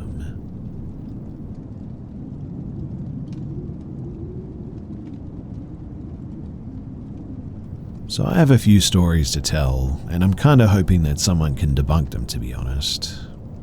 Let's start off with the earliest story in my arsenal. So my grandfather, when he was in his 30s, circa 1940s outback Australia, he was a roo shooter, a kangaroo hunter at that time, and was out in the middle of nowhere when his truck broke down. Now when you're shooting roos, you do this at night time, and he said that he saw a light off in the distance and followed it thinking that it was a house light. He did seem to think that it was strange as he was walking for a while and didn't seem to be getting any closer. Dawn was approaching, so he went back to his truck and he waited. No one came looking for him. The following night he said that it was very dark and it was about 10 p.m. and the light appeared again. This time it was a floating ball is how he described it, about 1 kilometer away. He followed it and the same thing happened. As he approached, it appeared to be keeping the same distance away. Yet when he retreated, it followed. My granddad was pretty fearless because if that were me, I would have run off and cried, to be honest. But thankfully, he was found the next day. The second story was my father's, and he also was out roo shooting in his late teens, 1960s, with a friend. As they were driving off the property, they saw a really big kangaroo off to the side of the dirt road, single-car tracks. His friend stopped and took aim, but then behind them, another car pulled up. Dad told his friend that he should probably start driving as there was a car waiting. His friend said that it would only take a minute and then they could move the truck off the road to let them pass. As soon as he took the shot, the lights behind them suddenly disappeared though. They got out and looked where the car was, and there was no car there and also no other tracks. They even drove back a few kilometers looking for them, but there was nothing. Then, about a month later, he was driving to his parents' home about maybe an hour away from where he was living at that time. He was with his friend and his friend's girlfriend, and they took the back roads. This was at about 7 p.m., and in the distance, they saw a weird glowing UFO hovering about 30 meters over a river. Out of curiosity, they went closer, and he said that they got about 50 meters away from it. He said that it was pulsating, sort of like exploding out light and then sucking it all back in. Now, Dad's pretty fearless also, and he wanted to get out and go and explore. His friends, however, they weren't so keen, and so they noped right out of there at that point. He still wonders about it to this day, though. I found Dad's journal from his teen years, and I even read those stories, so I think that what he's telling me is the truth. But now, for the most recent one. So in my parents' home in outback Queensland, it's pretty common for everyone to see the silhouette of my grandmother getting around. I was playing hide and seek with my friend one night, and I could hear her saying that she had found me, and to stop ignoring her and help her find my brother. Obviously, it wasn't me, though. She said that this person was standing in front of the mirror in my room looking at herself, and it took her a bit to realize that it wasn't actually me. I was a pretty good hider at that time, and another time in the room on the front veranda, my brother, 16 at the time, said that he woke up to being pulled up by his arms. He got to the point where his butt was being lifted off when he felt whatever it was let go, and he instantly fell back to bed. He decided to just go back to sleep. He couldn't really care less, and I didn't believe him really until I was asleep on the couch in that same room. I was 4 months pregnant at the time with my second, and it was the only place that I could sleep comfortably. And I woke up to my arm being lifted off and up towards the roof. My arm fell back, and I decided that in the morning that I'd move back to the bedroom, but I was too tired to really care right then. Obviously, there are more stories, but I'll have to share them another day because there's a lot more. If anyone can explain anything about what I just shared, though, then please do, because when I rethink of these stories, I tend to be a little bit afraid to go outside at night, and I just really don't like that.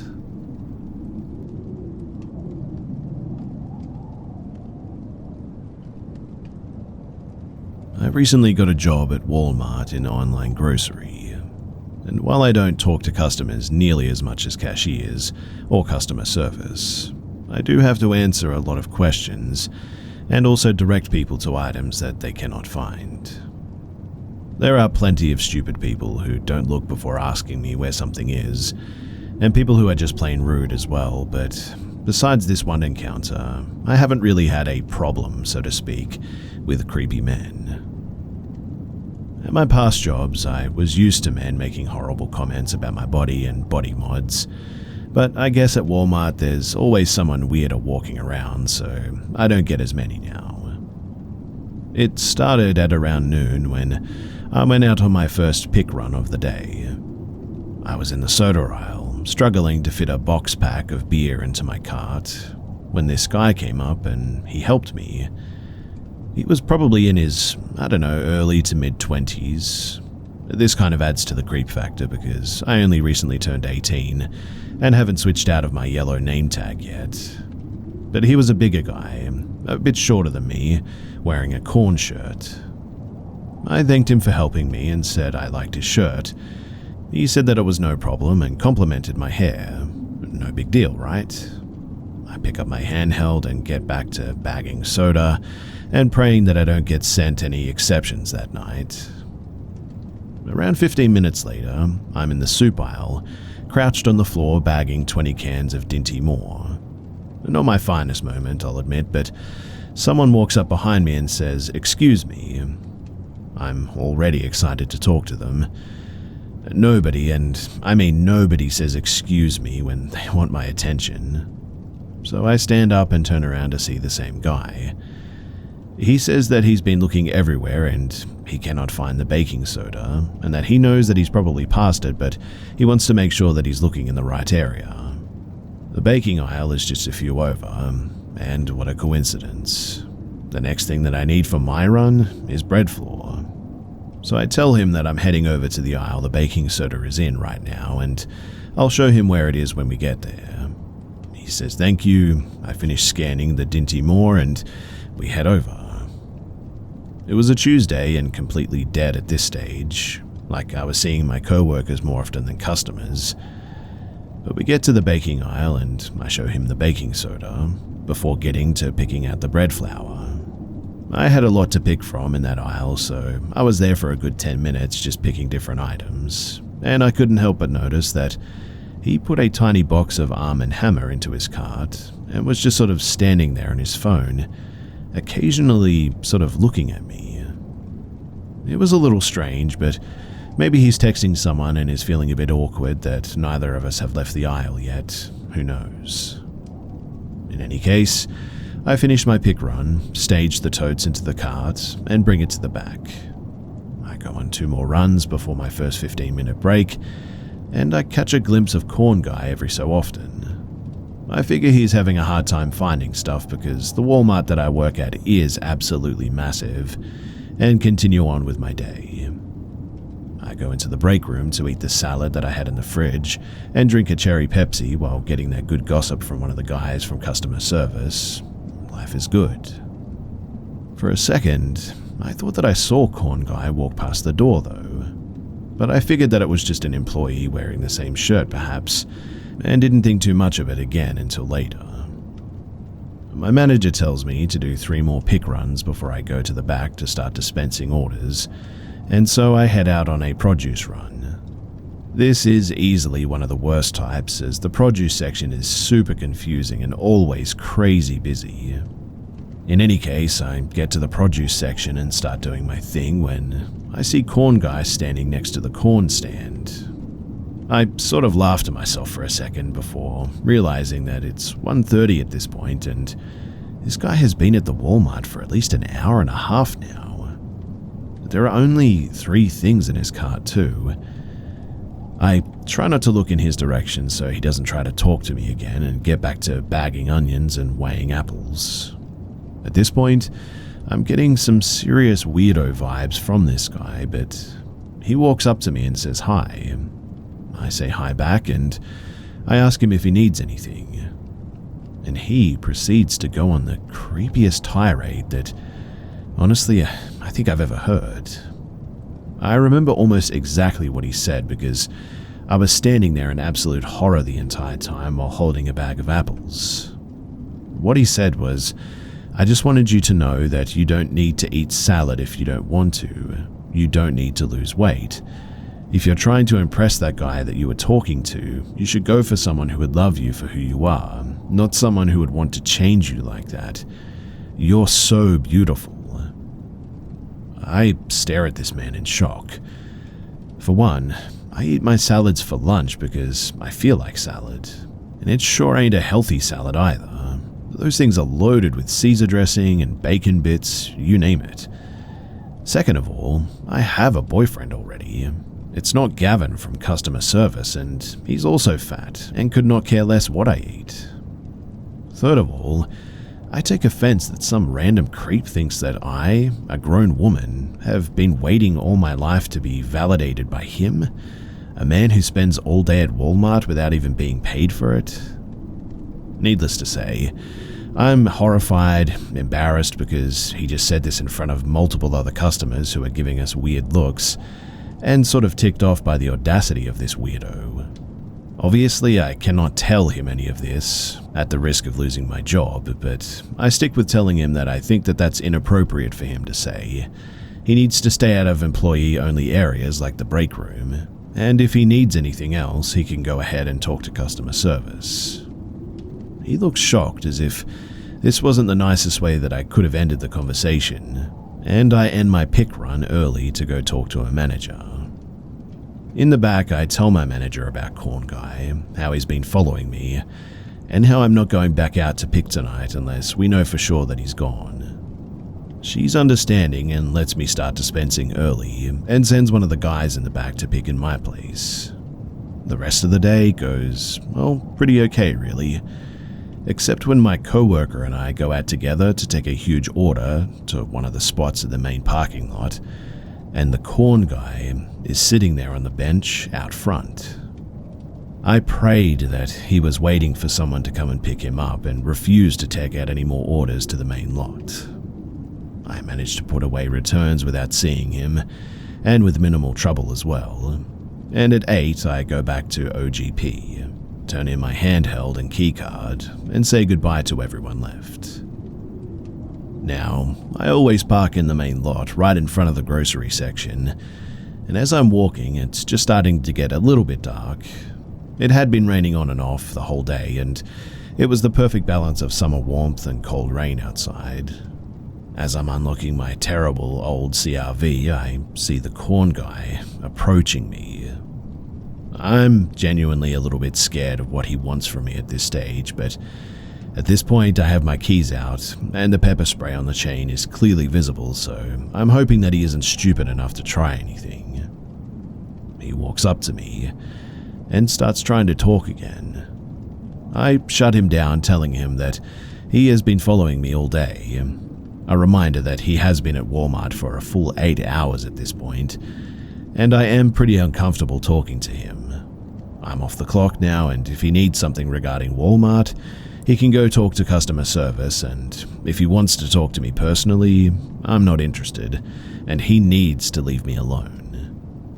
He then has the nerve to look offended, and then he says something that really tops his salad rant in terms of stupid stuff to say to random women. Okay, since you're going to be like that, I won't ask you out. You're ungrateful. I thought you were cool and could maybe understand me, but you're just like every other girl. I'm too morbidly curious, so I ask him what the heck that means. He says, I mean, you seem cool. I don't see anyone around here with ears stretched that big or who can appreciate Corn's artistry.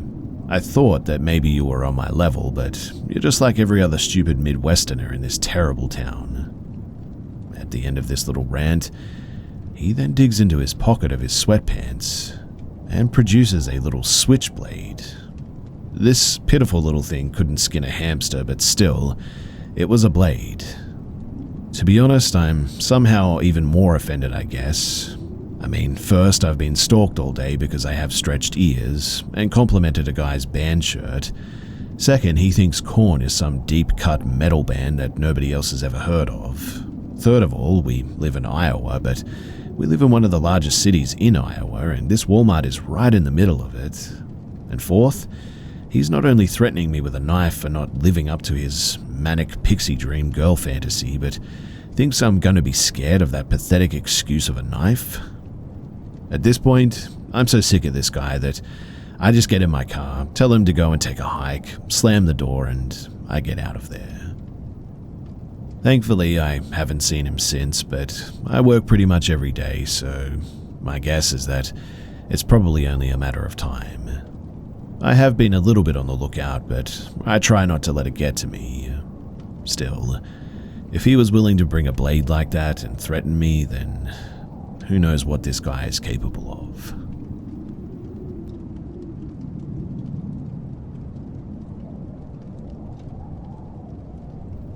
If you've listened to my other stories that I've shared here recently, then you know that I mentioned about growing up in the woods in a secluded area, and that the house and the property that we live on was a hotbed for paranormal activity and strange occurrences. I honestly believe that the land was cursed by Native Americans hundreds of years ago. Anyway, we always had a ton of pets and even had a small personal farm with all sorts of animals. For some reason though, we had terrible luck keeping anything alive. Our pets would die in the strangest of accidents and gruesome ways too. Nothing would ever live long and we just constantly dealt with death. So obviously, with so many deaths, we began to grow quite a large pet cemetery in our backyard. What was strange and unexplainable though was what happened after we buried them. So I remember going to visit the grave of a recently buried pet and noticing that it was dug up and its head was missing. This happened every time too, and we genuinely all thought that it was a fox or some sort of other wild animal. This would go on for years and left us completely confused and honestly quite creeped out too. One day though, our dog, who was very old at this point and on his way out, he was put down at the vet's and we brought him home to bury him. We wrapped him in a white blanket and had to dig a very big hole because he was a huge dog, about 6 feet in length and also weighed a lot too. But 2 days later, after we buried him, my sister and I made our way back to visit our dog's grave, and as we approached, I noticed that something was off.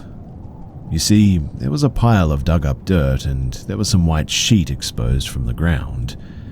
Something had dug up our dog and it dug where the head was located and took it from the body while leaving the body still buried and untouched. This immediately scared me half to death because I now knew that this was not a fox or some other wild animal because there was nothing to be able to take that head considering the size of my dog's head. It's just completely not possible. This now left us all creeped out and wondering what could possibly be doing this, and why it was doing this too. Also, I should probably mention too, because the horrible luck that we had with the animals, we really began to think that there was something wrong with us, and couldn't understand how this constantly happens, and what we were doing wrong. Well, after finally moving from there years and years later, we had, well, 0 issues, and we had no pets dying, and managed to have them to all live out to old age. And so we realized that it was not us, but something seriously wrong with that property that was impacting the animals. Might I mention too that it wasn't just animals either. Unfortunately, my baby brother also died on that property too. Another incident happened in the middle of the night when a priest was driving down the highway when he suddenly struck the telephone pole next to our mailbox, and his car drove up the pole, shooting it up into the air, which he was then ejected out of the windshield and died in our front yard. I remember finding his Bible the next day in the grass, which was, well, kind of creepy, I guess. We also almost didn't make it either when one cold January night, while my dad was away in another state working, my siblings and I, along with my mum, all huddled up in the living room near the wood-burning stove, keeping warm while we camped out with our pillows and blankets watching a movie. I, who was sleeping, suddenly awoke from my sleep and said calmly, "The house is on fire." This startled my mum, which prompted her to investigate, and it was in fact on fire. We all managed to run out with just the clothes on our back, but the house, which was 300 years old and made out of cedar, went up like a match and literally burned to the ground, leaving not even a beam behind. If I had not awoken up to say what I did at that point in time, well, we would have most likely been killed from the fire, especially with just how quickly it all lit up. This land has a history of tragedy, and even in current day, it continues to harvest more negative energy by destroying everything that steps foot onto it, causing more torment and more pain. It's been 19 years since I moved away, and I still to this day constantly dream of the property, multiple times a month in fact, and my siblings and mother do as well, and quite honestly, it's like we cannot escape it.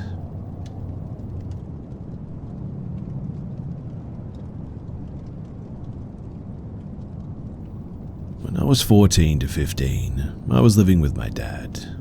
We lived in a small 2-bedroom apartment that was upstairs. I wouldn't say that the apartment was a hotspot for paranormal activity per se, but shortly after we moved in, some strange things definitely started to happen. For some reason, my dad's room always gave me the creeps. Mind you, I'm not really someone who is scared of the dark at all. But whenever I'd walk by his room and he wasn't home and the door was open, it felt like someone was looking back at me through that darkness. I started to close his door when he wasn't home because the feeling of being watched from his room was just overwhelming. One day, I had walked home from school and I didn't see my dad's Jeep in the parking lot, so I figured that he was going to do some handiwork for someone or whatever. So I went inside and put down my backpack and walked straight to his room and shut the door. I settled down into my room when I heard heavy stomping sounds from my dad's room. My heart instantly stopped. My dad always wears these big steel-toe boots that are good for outdoor work or construction and carpentry, and it sounded exactly like his heavy steps. I stopped for a moment to listen and walked close to his door. When I realized that the light was on from the crack at the bottom of the door, I said, "Dad?" just to make sure my dad wasn't actually home. I know that I didn't see his car outside though, and so I didn't see my dad taking a nap when I first went to close the door either. And plus that light was not on, and I don't know, maybe I was just losing my mind. But whatever the case, there was no reply. I kept hearing the heavy footsteps though. My second thought was that, did someone break in and hide in my dad's room? Instantly at that thought, I ran to the kitchen and grabbed a knife as I kept hearing the sound of heavy boots walking around. I slowly walked back to his door and braced myself for a long minute before finally jolting the door open. But when I did, there was nothing. No one was in there.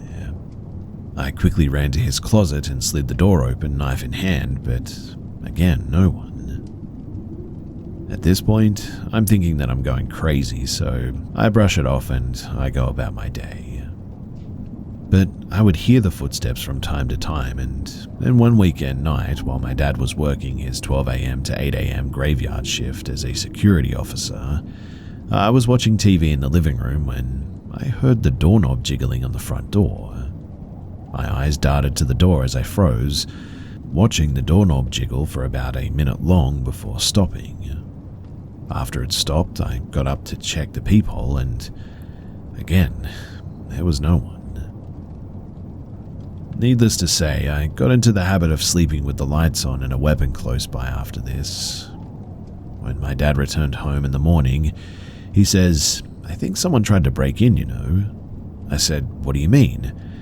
He signals for me to come to the outside of the door, and I see scratch marks and wood chipped away between the door and the frame around the knob. We chalked it up to maybe some junkie just trying to break in or something. We lived in an area that is notorious for drug use and poverty, but it definitely freaked us out. And my dad was always anxious to leave me alone after that. He also started texting more and calling during his night shifts to check in on me as well. As I wasn't sleeping much at the time, obviously, one school night while he was away working, everything was pretty calm to begin. No footsteps, no doorknobs jiggling, no ominous feeling in the apartment at all. I had texted my dad that everything was good and I was going to go to sleep. I had to get up early for school the next day as well. But I got up at around 6:30 in the morning and I got up to use the restroom. I was particularly tired this day and I didn't want to get into the shower yet, so I went to lay back down and scroll on my phone for a bit. As I'm laying in bed, I hear the front door unlock. Now, my dad usually gets off at about 8 a.m., but I assume maybe he got out early as he did from time to time. "Dad?" I call out. No reply. But I heard a sort of grunting sound. It sounded like my dad was hurt maybe, like the sound you make when your lips are closed and you groan in pain if you stub your toe. But it was a deep groan. Working security at a casino and a bar, my dad often would get into altercations with drunk patrons, and when he had to remove them, sometimes it could get pretty physical. He'd been injured at work many times like this, so I said, "Dad, are you okay?" But there was no reply. The groaning became louder, and I heard a sort of dragging sound on the carpet simultaneously. I'm thinking that maybe he hurt his foot or his leg. The dragging and the groaning noise trailed from the living room to the kitchen and onto the tile floor. And then I heard the fridge open and then close. I called out one more time, "Dad," but there was no reply. Now I'm freaked out and sinking deep into my bed as my heart pounds. I heard the dragging noise on the carpet again, and the groaning noise started getting closer to my room. And then the groaning turned into a growling noise, like a dog or maybe a wolf. And quickly the growling was a snarling, evil sound that I cannot get out of my mind. I pulled the blankets over my head and started to cry and pray. I was shaking. The growling approached the doorway to my room. It was in my room now and really loud. I could hear the anger and the threat seemingly directed toward me. And then I heard the sound of a gust of wind. My light bulb suddenly blew out, and the lights went off. It became dark and cold suddenly. My fight or flight kicked in at this point, and I jumped out of bed to face whatever it was, but I couldn't see anything. Except, strangely, a gallon of water from our fridge was now in the middle of the floor that was not there when I had gone to the bathroom minutes before. At this point, I'm too freaked out to pay that any mind, and so I run out of my room to the front door and see nobody in the living room. And weirdly, the front door is locked. I quickly unlock the door and run down the stairs crying. I immediately called my dad, who left work and rushed home. I waited at the bottom of the steps until he arrived. He thinks that I just had a bad dream to this day, but we moved out soon after because I just couldn't stand being there anymore. Whatever it was, it didn't seem like a trapped spirit or anything. I never had any other experiences like this anywhere that I've lived, before or since then. And it's my only true paranormal experience that I've ever had. To this day, I swear that it was a demon in that apartment that was mimicking my dad. But why that place, I have no idea. Why did it mimic my dad? I don't know. Whatever the case, I'm just really glad that it didn't follow me when we moved. But I will never, ever forget the sound of whatever it was growling at me.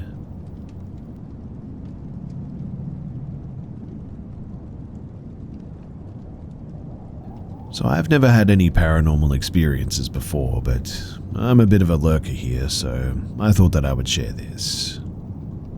So last night I woke up at 2:59 to go to the toilet. I checked the clock when I came back and it was 3 a.m. sharp. I was lying in my bed on my back and I fell asleep.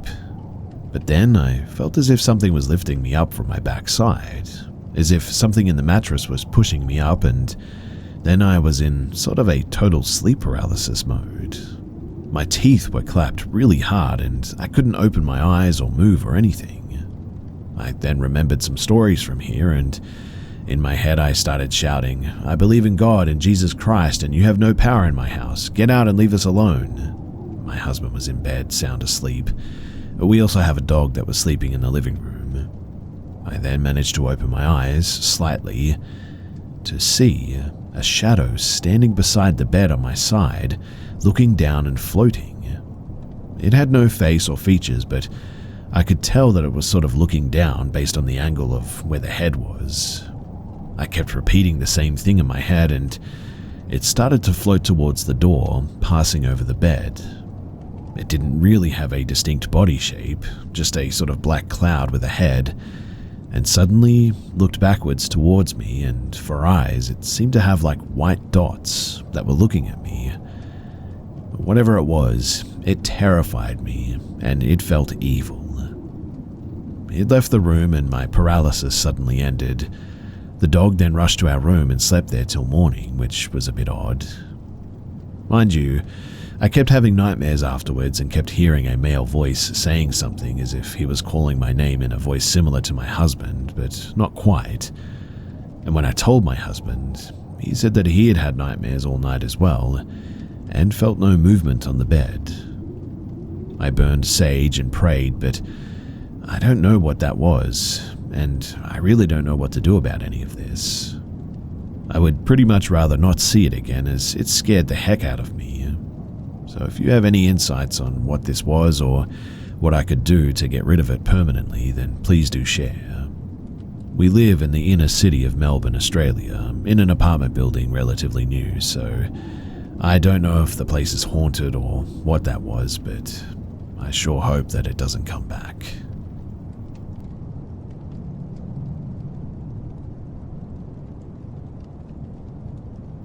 This happened in 2022. 2 months in, I had bought my first house, and it was an old farm far from any neighbours, except an old lady, joint ownership, in the centre of France. I was living alone, 28 years old, and I was fairly unlucky because I broke my right hand the first day that I went there. Then my horse broke my nose accidentally 1 month after as well. This was during the summer, and there was a storm that night, a thunderstorm in fact. I was sleeping in my room, almost naked because of the heat, in the converted attic of the house. At 11:30 p.m., I woke up because I had heard a sound coming from the second room. It was the room adjacent to mine, so only a wall between it. It sounded like someone was standing behind the wall, in fact, between both rooms. I heard floor noise. It was different from any wind and beams which are creaking all the time. Not persuaded by that at all, though, that someone could be there in that place. I was too lazy, but I had to ensure that no one was actually in the house, well, in case of a break-in or whatever. But before I get to this, I should probably explain that the second room has an access to the attic. It's accessible by a stair with an old door leading directly to the outside. And it was in this attic, the undeveloped part, that there was a kind of mezzanine there. When I went into the room, still naked mind you, with my fractures, I didn't find anyone there, but the door between the rooms was open. I went to the top of the mezzanine when I saw a shadow take refuge under the mezzanine out of my sight. It was at that moment that I realized that I wasn't alone in my house, and even if I wasn't sure about what I had seen, I went back quickly into my room, which had unfortunately no way of locking it. I sat myself against the only window in the room, and then I called my ex-boyfriend, who was a policeman. He lived about 10 minutes from home. I stayed there to be able to escape through that window if need be, if the intruder came by to my room. I really didn't know what to do at this point. I didn't want to hang around to find out, though. It was probably the best position that I could have been in at that time, but in any case, I practiced self-defense or martial arts a few years back, and if I had to fight, then I guess it was better than nothing. Fortunately, though, no one came into my room in that time, and my ex finally got there. Once he arrived, we went around the house together to find the intruder, but there wasn't anyone there. For a second, I believed that maybe I had just hallucinated everything. But then we heard the little girl of my ex screaming from outside. She was 6 years old, and my ex came with her because he was living in a too dangerous place to leave her alone, at his home that is. So he decided to bring her with him, telling her that they were coming here to fix some plumbing troubles or something, in order not to worry her, obviously. He left her in the car, and it was locked, obviously, but when we heard her, we rushed out to see what was going on. She was alone in the car, and she was crying. When we asked her why she was screaming, she told us that she saw a guy coming out of the house, but the old door, overlooking the attic where I was. Then he approached the car quickly, shook the door handle, and this was all according to her words. Thankfully, he didn't get in because the car was locked and he ran off, but I really still don't know who that guy was, what his intentions were, why he was standing in the place next to my room while I was sleeping, why he tried to take the car with the daughter of my ex inside of it, instead of just escaping. And I just cannot help but think that whoever he was, that he had very evil intentions. Since then, the old lady living close to me has told me that someone knocked at her door during the night and that it happened a few times. Apparently, though, when she went to check, there was never anyone there.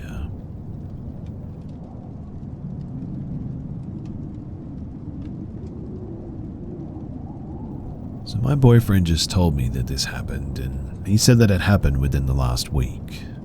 Our house is haunted, but this is really freaking me out. So I usually sleep on my left side and facing away from him in the bed, and on one night in particular, I had fallen asleep facing him while he was awake on his phone. He sat up for a moment and looked at me before realizing my eyes were wide open and I was trying to mouth something to him. He kept asking what and huh, but I just wasn't responding. He shined his phone screen on my face and my eyes were closed. My mouth was slightly open, but when he moved his screen light, he saw my eyes open and I was mouthing stuff to him again. He got so creeped out by this that he almost slept on the couch, but decided to just face away from me and fell back to sleep. This whole thing, though, it has me rattled. The stuff in our house doesn't usually freak me out, but this one has me shaken up a bit. His vision is good even in the dark, and I sleep with my eyes open sometimes, and it's creepy, but it's not wide open, and it doesn't stop once the light is on or anything. I don't know what this could have been if it wasn't his eyes playing tricks on him, and really I'm just not convinced that it was.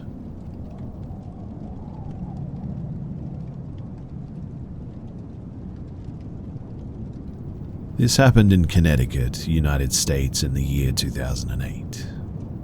I actually saw this thing twice. The first time that I saw it, it was at night. For context though, when I was little I used to always stare out the window at night that faced a wooded grove that was about maybe 100 yards or so away from the house, and fall asleep staring at the window due to how peaceful the night was in the woods. So one night, when I was about maybe 8 to 9 years old, I'm staring out the window when suddenly I noticed 2 yellow lights in the woods. At first I was confused, thinking that a car was somehow in a tree. But as I stared more, the yellow lights disappeared and then reappeared in the same spot, almost like blinking eyes. As my groggy brain took a closer look at the lights, I started noticing other odd things, like how the tree these lights were showing up in was a little thicker than I remember, and how there was a giant wolf head in the trees, and that the yellow lights aligned with the head to be its eyes, it seemed. This is when I was getting nervous, and I bumped my head on the window accidentally as I was backing away. Well, as soon as my head hit the window, the wolf head turned suddenly towards my window, and the rest of the creature's body started emerging from behind this tree. The body was hard to see at first because it was jet black and perfectly blended into the shadows, but now that it was stepping out into the moonlight, and I was freaking out because this wolf was actually on 2 legs, and the top of this wolf's head was a good 10 feet off the ground at least. The wolf stayed in the tree line, but was still very much visible from my window, and I could tell that it knew exactly where I was, even though there were no lights on outside for it to even see me with. By this point, I had seen more than enough, so I quickly slammed the curtain shut and hid under my covers that whole night, waiting to hear it clawing at the window to get me. Fortunately, this didn't happen, and I stayed buried under the covers until my alarm clock went off the next morning. I never told anyone about it because, although I saw it myself, I just still couldn't believe that it had actually happened. The second encounter happened 12 years later, during a 4th of July celebration actually. So me and my dad were setting off fireworks in the backyard to celebrate, and when we were done with the fireworks show, as my dad and I were packing up for the night, I saw the same pitch black wolf head peeking out from behind the shed with the same glowing yellow eyes. The head was absolutely massive, It was every bit the size of a 3-foot wide window on that side of the house, in fact. When it saw me staring at it, it quickly ducked its head back behind the shed. I told my dad that there was a big dog back there, and he just chalked it up to coyotes. Well, if that was a coyote, then how did it manage to stand on 2 feet, and how did its face take up the entirety of a 3-foot window? To this day, I really don't know for sure what I saw, but it matches the description that has been given for dogmen by other supposed witnesses, so until I see otherwise, I'm going to say that what I saw was a dogman. It was terrifying to see both times, and I never again want to see it or anything like it.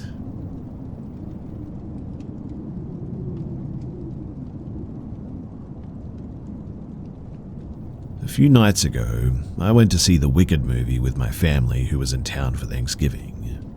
I arrived back to my house at around midnight. I live alone in a shared but divided house with 2 other tenants living inside of it.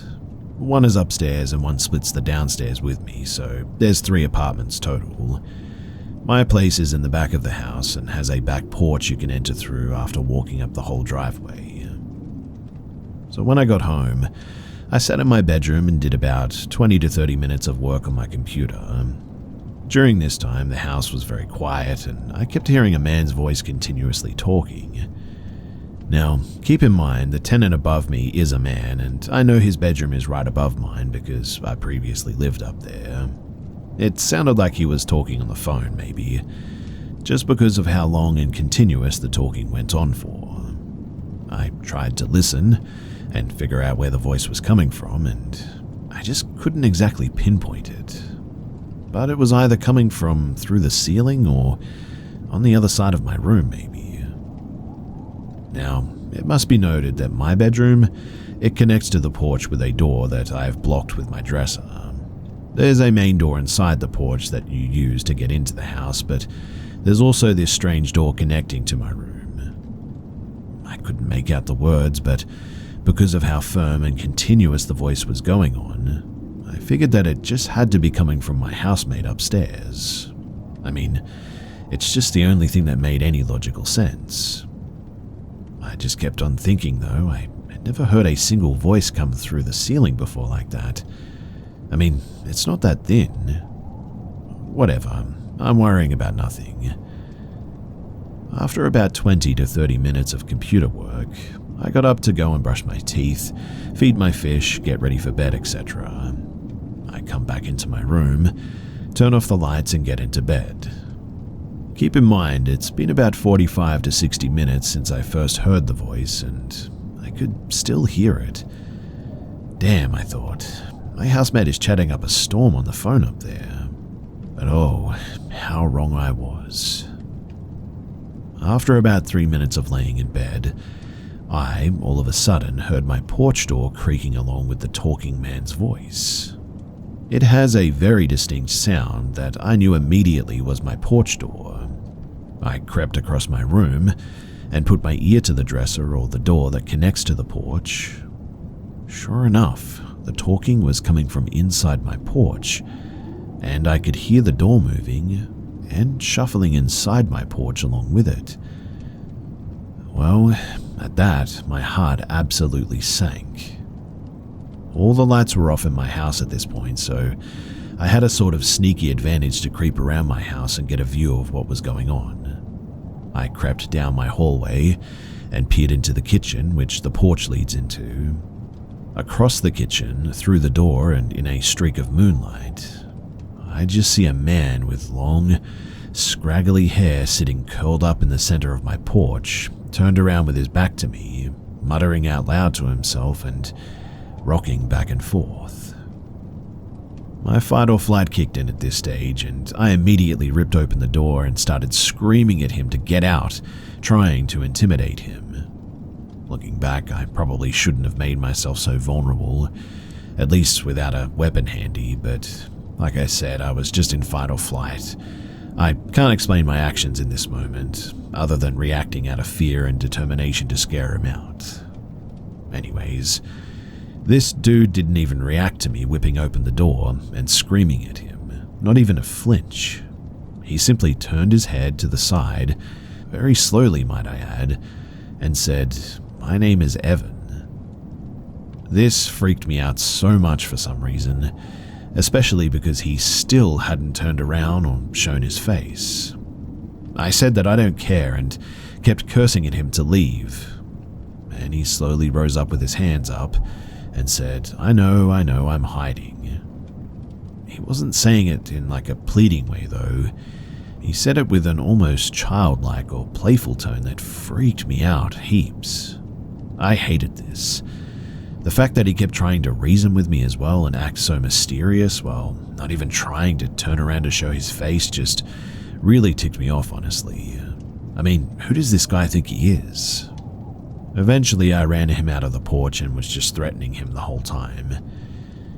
Now, I assume that it was just a homeless man who was under the influence of something, as I do live in an inner city area and it's common to see homeless people near my street, but I don't know, man. The sight of seeing him on my porch and knowing that he was in there for at least an hour beforehand, while I was sitting right there, just really freaked me out. I was in full-blown defense mode by the time that I'd opened that door, and I wasn't willing to waste any time to do a character dive on the guy. No imaginable situation would permit anyone to be on my porch like that at an hour like that. Needless to say, I'll be double-checking my porch lock every night from now on. It's funny though, because having my room connected to the porch like this, I always had this horrific intrusive thought that I'd hear someone in there one night. And, well, it looks like it actually came true.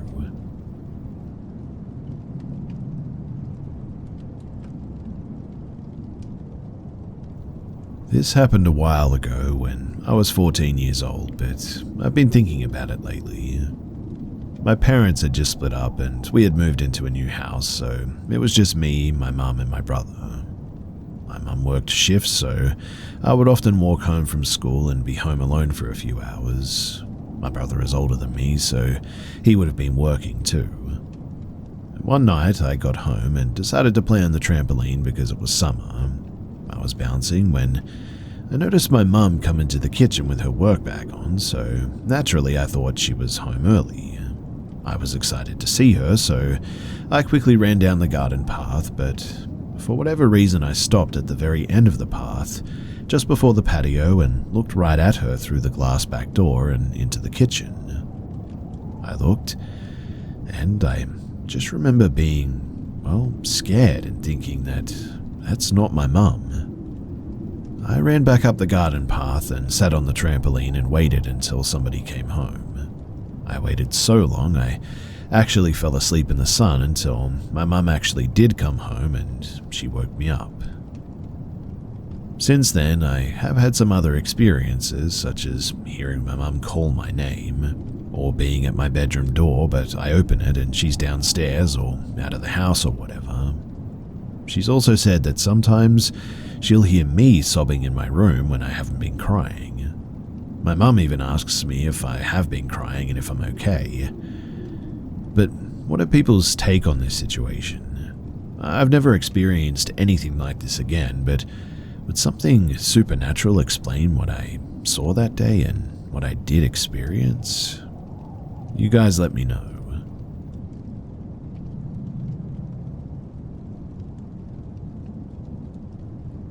The following is a true account of my experience attempting an all-night hike on November 18th. I'm sharing it here because I assume that somebody somewhere may have the same experience, or knowledge at least, to explain away the events that I'm about to describe, and maybe provide some clarity regarding what animal I could have been encountering. So if anyone out there has an explanation for these events, then please do share, because what I'm about to tell you, I can assure you, is all real. 2 days ago, I went to a state park a while north of me to attempt an all-night hiking adventure that I thought would be fun and maybe a little bit scary as well. But only scary enough to make for a good story, you know. The most I was prepared for was fighting coyotes over my food, but That was really, really wrong in hindsight. Without boring you with all the details, I'll immediately begin describing what happened. So I got to East Fork State Park in Batavia around 7 p.m. Given the time of year, it was already dark, and I myself am very aware of the effects that aesthetics can have on the body, so I began picking a spot near the lake and cooking my food and all that. I placed a T-bone steak onto my propane grill and began to cook it. However, after turning around to rummage through my pack for a second flashlight, my hand stumbled across something cold and hard. I picked it up and, to my utter confusion, it was the steak that I could have sworn I prepared already. I looked down to see my propane grill running, but with nothing on it. In the woods where your senses are already off a bit, and events that otherwise wouldn't worry you are quite frightening in the woods actually, I was immediately put off by this occurrence, as I'm not on any medication, and nor do I have any mental illnesses or anything that should have caused this. In an attempt to regain my comfort, I guess you could say, I took the steak and once again placed it on the grill. I stared at it and watched it sizzle. I even waited to be able to smell the steam before I took my eye off it again. I then continued looking for my flashlight, and all was well for a few hours. By this time I had hiked maybe a mile, I would guess. I was moving quite slow compared to normal, and the steak thing was still on my mind, but not too worrying. I came around a bend where the trees began to get more dense and sat lower, when I saw a deer standing maybe 20 yards away, perfectly positioned facing me on the trail. I wasn't worried by this yet though, and actually reached for my phone to take a picture. I wanted to wait for the deer to turn its head, which I assumed it would, as deer eyes are placed on the sides of its head, but before taking the photo, that is. I stood there, making eye contact with this buck for a solid 45 seconds before I began to question things. Eventually, I gave up and I took the photo, and then began to approach the deer to get it to move so that I could continue the hike. As I got closer, however, the deer remained, well, completely unfazed. Baffled, I took my phone out once again and began recording. I approached the deer slowly and was able to get within about 10 feet of it before I heard it exhale and it just hopped off. I was extremely surprised by this behavior, but not yet scared. I continued hiking, and by this point I had stopped thinking about the steak event. For about another hour or so, I was granted a peaceful hike, until I reached an area where the path came to a bald spot in the trees. Looking around was cut short, as the absolutely pungent stench of burning hair and rotting flesh was the only thing that I could now detect. The smell was so incredibly present that I immediately began to vomit, in fact. This is nothing strange because I am typically very sensitive to smells, and my stomach is easily upset too. However, what was not normal was that I kept vomiting. I continued to vomit all over the ground, losing every single thing that I had eaten. I heaved probably about 5 times before then dry heaving another 3. By this point, I was laying on the ground in excruciating pain and even crying. My vision was clouded by tears, but between my forceful blinks, I could see my hands illuminated in a sort of soft red glow, and when I stopped heaving, I looked up and I saw a light over the trees, but with no source for it. Sort of as if someone was holding a really bright flashlight at you from meters away. I scrambled to my feet and placed my hand in vomit accidentally, which is important later, and began running. I had no idea what was going on, but I assumed that I was extremely ill. Between the hallucinations and the vomiting, I was convinced that I was poisoned or ate something that I shouldn't have at some point. I ripped out my flashlight and began walking. The way back was thankfully normal, and besides my horrible stomachache, I was generally fine, really. However, upon crossing the base of the peninsula that I cooked on, I felt my flashlight get jerked out of my hand all of a sudden. I turned back unbothered, thinking that the string had been caught on a stick, but I realized quickly that I was in an area of strictly sand, with no vertical or horizontal objects anywhere. Confused by that, I turned back to the direction that I was going and I continued. At this point, I was feeling that kind of fear that you feel as a child when you first wake up from a bad dream, where the back of my throat got that odd feeling. I made it up a rather steep hill eventually and looked back at the peninsula, and what I saw genuinely has my mind in shambles to this day. I saw myself turned around looking for my flashlight. Frozen with confusion and fear, I just sort of watched. The other me searched frantically and eventually fell to his hands and knees searching. I then heard something which I cannot express enough terror with words to convey the emotion that I was feeling, but I watched in the distance as I began to physically rip myself apart. I ripped off my own limbs and began to eat my own fingers. I once again began to vomit, and the stench of the burning hair once again returned. This time I was only puking bile and heaved twice before standing straight up again. Then, looking back at the peninsula, I saw nothing. The hallucination was gone, but that smell remained. I began running and found the trail again. I actually passed a camping shelter with 3 walls and a very slanted roof, which I didn't remember from the journey in before. But the short bridge afterwards solidified in my mind that I was on the right path. I began to run, guided only by spots of dim moonlight on the ground. I sprinted longer than I believe I ever have before, and eventually I made it to the exit, where I immediately threw my stuff into the passenger seat and quickly drove away. I still don't know how to explain what happened to me, and there are many feelings and details that I've left out to keep this as short as I can, but I've tried to create a meaningful degree of explanation here. I'm begging too that if anyone recognizes these as symptoms of an illness or a psychotic drug or something, then please do tell me. Also, if this is something else entirely, then again, please do tell me. I'm just begging for an explanation as to what this all is. I'm actually going to see a psychiatrist tomorrow and have already consulted my doctor about this. If I do have any major updates, I'll be sure to share them with you guys, but I would appreciate anyone's considerations. Please do try to provide me with an explanation of what the heck happened to me out on that hike.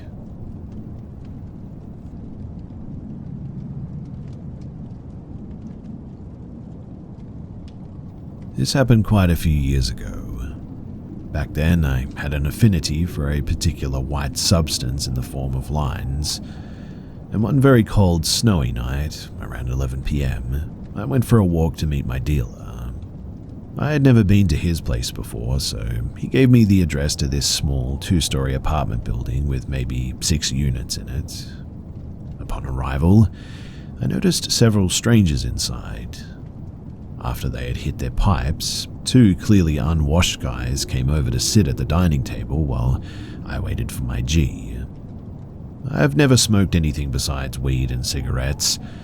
I was instantly uncomfortable. I tried making small talk, but I grew increasingly uneasy, giving only short, vague answers. I quickly paid for my stuff, grabbed the baggie, and I got up from the table. That's when one of the guys offered to walk me home. My heart skipped a beat at that, and I politely declined. "Oh, I'm okay, thanks. I don't live far." The other guy stood up. "No, really, we can walk you. We don't mind. We have to get going anyway." That's when my instincts finally kicked in. I became very aware and very scared. I immediately thought, I'm fully dressed and ready to go, but they still have to put on their coats and shoes. If I leave now, I'll get a head start and quickly disappear before they can see me. They said something else as I headed for the door, but I pretended to take a phone call, waved goodbye to my dealer, and I closed the door behind me. I jogged down the hallway to the outside door, and once I got outside, I ran for the street. I decided not to take the faster route home because from the building they'd be able to see me. I didn't want them knowing even the slightest direction that I lived in, if they were really following me. The building was at the end of a street though, so instead of going straight up the hill, the way I initially came from, I turned right and started jogging instead. I kept glancing back, and finally, I saw them, about a block behind, following me. The street that I needed, Stanley Street, it was across the intersection on my left, about another block ahead at a four-way light. As I approached the intersection, I noticed the corner house on my right. There was an older man sitting on his porch smoking, and I recognized him. He was another dealer that I had met only once a few weeks before when my usual guy was dry. I choked up as I got to his porch and asked if he remembered me.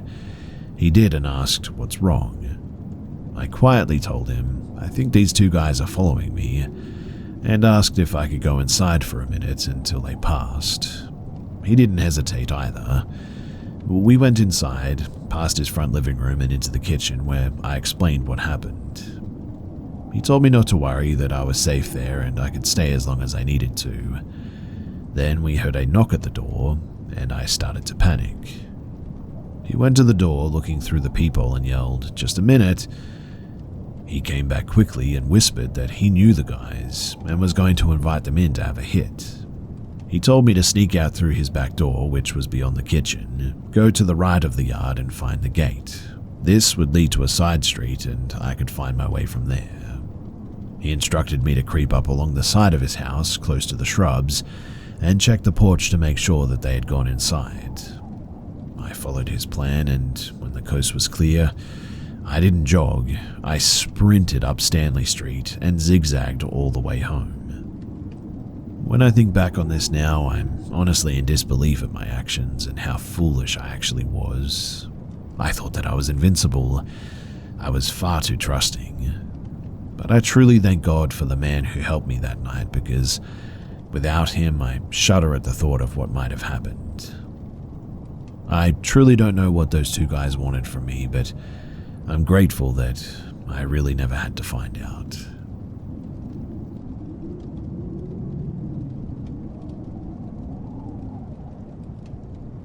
So my buddy in Alaska, he told me a story the other day. He said that he was walking with his buddy at around 2 to 3 a.m. past the Palmer Fairgrounds last winter, when his buddy grabbed him and pointed across the road from them and said, "Look at that."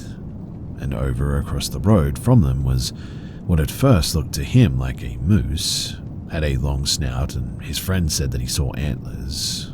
When it stood up on its hind legs, he said that it was a couple of feet taller than him from what he could see, and he's at least 6 foot tall. When it stood up, he took off running, and his buddy yelled and started running after him. And as they were running, he said that it was running alongside of them on the other side of the road. He said that it sounded like a man running, bipedal in other words, and its footsteps were extremely heavy sounding and sounded like heavy thuds as it was running alongside of them. After a couple of seconds of running, he said that his buddy whipped around and said, "To heck with this, let's fight it." And they started pumping each other up, and they picked up their skateboards to use as an attack on it. But when they turned to try and find it, there was nothing there and it had disappeared. They combed all over that area that they were in, but they never saw it again. When they got home, they both had the exact same story, and they both said that they saw the exact same thing. So, just curious as to what you guys might think this is. If there's anyone in this area or just in Alaska in general, and they have a similar story or experience, I would really love to hear it.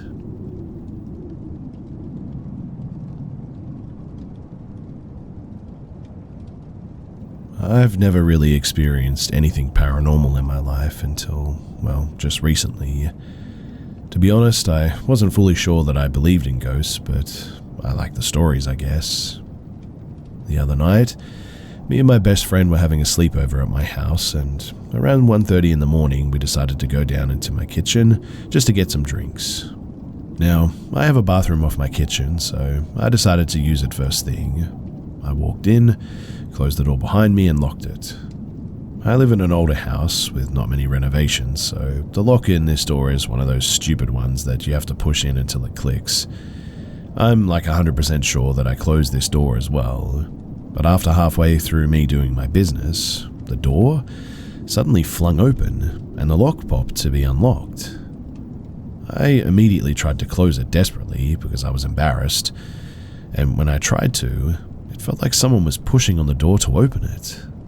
I opened it a little to see if it was my best friend, but no one was standing there.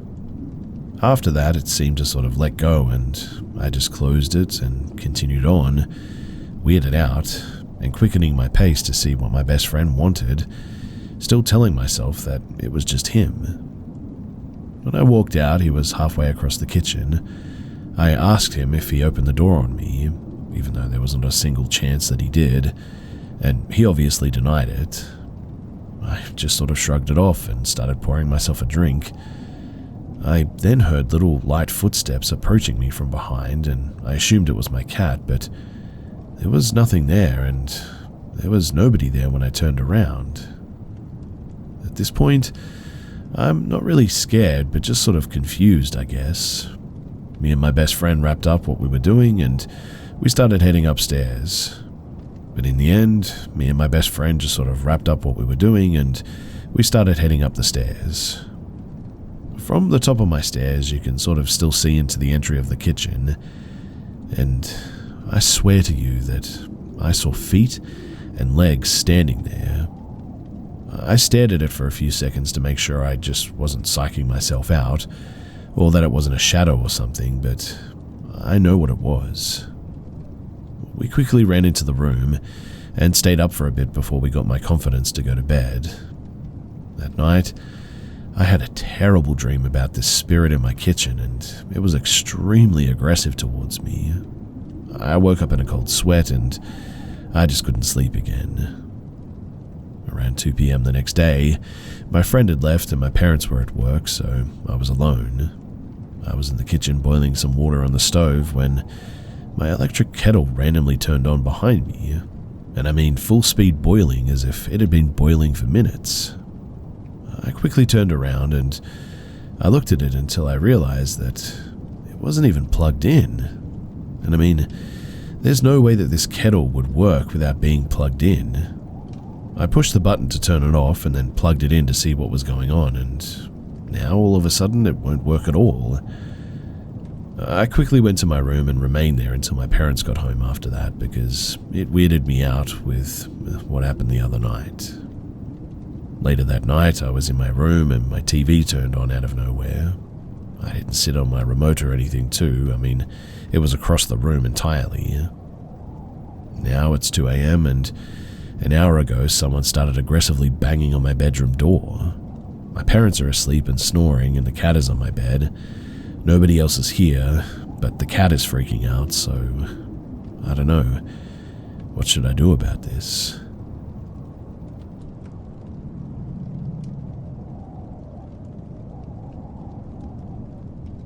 I went to Colombia for a vacation. I have always liked South American countries, more than anything because my parents almost always went there to spend some short vacations.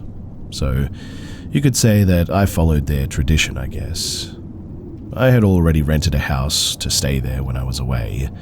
It wasn't the best in the world, but it worked. Anyway, I slept in a small room with the television pointed directly in front of my bed, just as it should always be. And behind the television there was a window that I always opened when it was very hot. I closed it when I was going to sleep at about 12 at night. Now, I remember that night I was watching YouTube videos and other nonsense on the internet, just sort of killing time while waiting for my food to be ready. However, like the sound of an alarm, I started hearing a sound that I could only compare to with the sound that a sort of didgeridoo makes. It immediately threw me off. I put my cell phone down and took a quick look at my room. I thought for a moment that it was just some random person who, for incomprehensible reasons, was playing an instrument in the street. But It only took me a moment to notice that there was a face that was shamelessly peeking out of my window. His face seemed to be sort of partially melted, something that was noticeable more by the shape of his head than by his skin. The latter, with a mud color, seemed to be worn out and almost in a state of decomposition. What I mean is that he had no nose and his eyes were completely circular and also black. His mouth seemed to have a small smile on the right side, but on the left side, it seemed to be broken almost, but perhaps unintentionally showing an extension of his mouth on that side, forming a smile up to his cheek. His mouth had nothing inside either. It was only black. The sound of the didgeridoo that I could hear only increased all the tension and fear that I had at that moment, but I stopped trying to understand what that thing was and suddenly began to think about my safety. I ran as quickly as possible to the kitchen and took out a knife, and I returned. I stared at it. I was pretty terrified, but that didn't prevent me from at least preparing for any attempted intrusion in my house of that creature. His face remained static, although the sound didn't stop. After maybe 4 or 5 minutes of looking at it and sweating, the creature finally moved its face, turned to the right, and then it left. And the sound it made also disappeared. I ran towards my door and I saw its shadow under my door. At that moment, the lights outside of my house were already on. I was almost paralyzed by the entire encounter. I've always believed in sightings of impossible things, but seeing or reading about them on the internet is something completely different from experiencing them in your own life. I knew that what I saw was not natural. The window, with all the fear running through my body, was closed by me minutes later. Obviously, I couldn't sleep after that, nor could I really concentrate on other things. I was just thinking, trying to give an explanation to what I had seen, and if he really was just a messed up tramp who wanted to spy. That theory, although disturbing, I preferred it. But it just wasn't possible, since the place behind the window has no way for someone to lean on it to look, because it's about 2 meters off the ground. In that park, there were cracks on the ground too that had left an unfinished construction.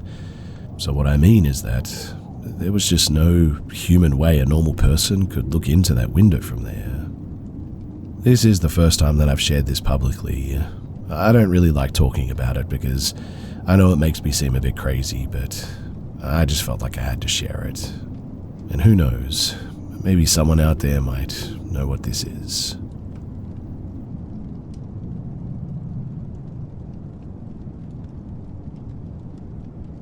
So one day, me, my parents, my sister, my uncle, my aunt, and my 2 cousins were out at the park or something. I don't remember what place exactly this was, but we were walking, talking, etc., until we got to a part where there was a rocky beach and I was following my older cousin while my younger cousin was behind me. We were jumping from rock to rock while talking. I don't even remember what we were talking about, and as we neared the end of the rocky beach, I looked down to see where I was going to jump next, and when I looked back up, they were just not there anymore. What I mean is that they just vanished, both of them. So I yelled out their names, but nothing. There was no one there. Not my cousins, my parents, my sister, my uncle, or my aunt.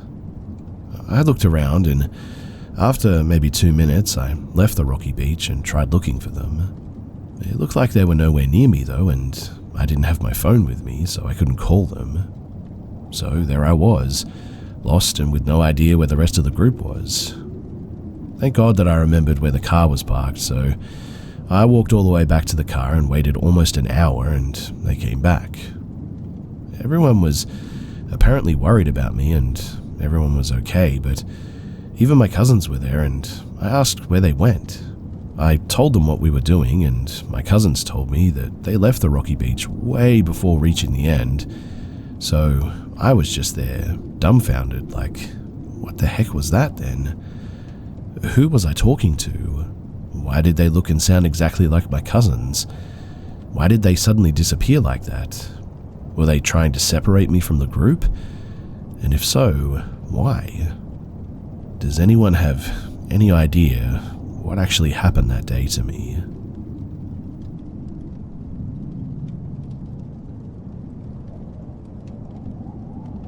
When I was about 18 years old, I was living at my mother's house, which was 2 houses down from my grandmother's. One day I was biking to my grandmother's house and I rode into the driveway, got off my bike, when I just felt something.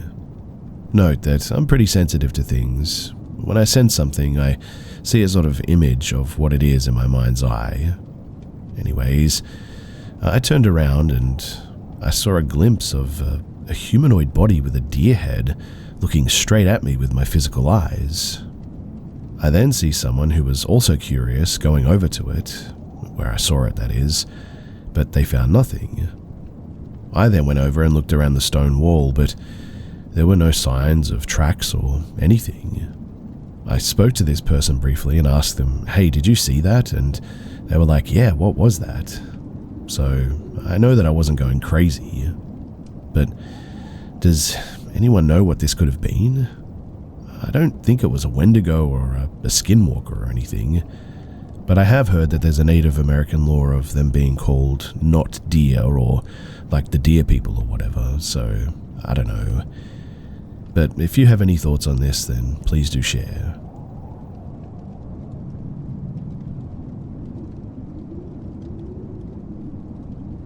This first encounter took place in the summer of, I believe, 2016 in Ontario, Canada.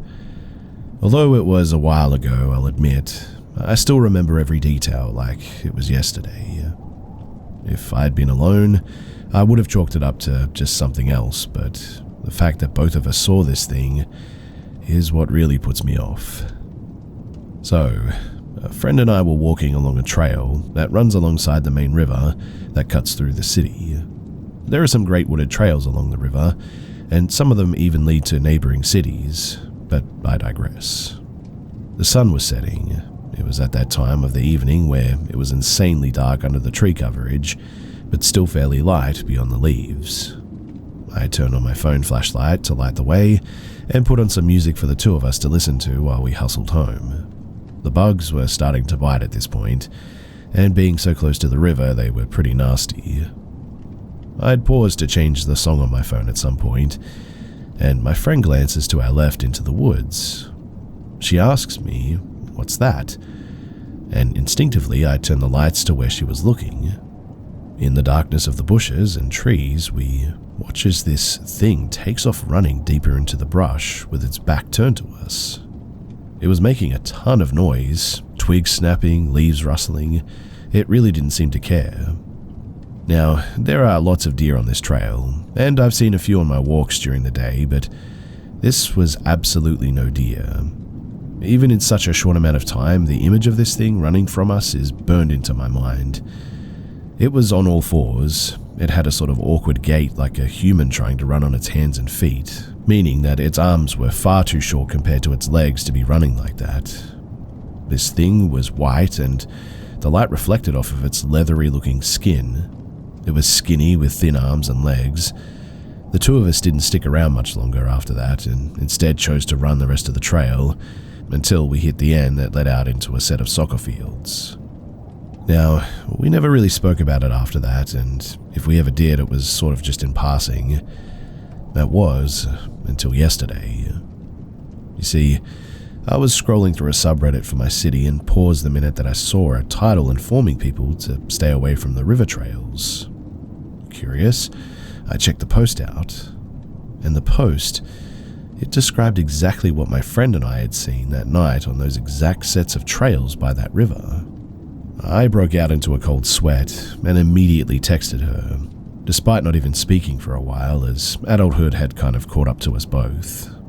She told me, though, that she still thinks about that encounter and does so at least once a week. I linked to the post, and she was floored by it. I won't be giving the link as it gives identifying details and, the internet and all that, but reading through the replies, it was what you would expect from Reddit, I guess. People chalking it up to the guy being mentally ill, joking about him doing drugs, and people who genuinely took him seriously were being downvoted and mocked. Someone mentioned that it was all bull and that the stories of these things had been going around in the area since 1972, meaning that this probably wasn't a one-off experience from the beginning.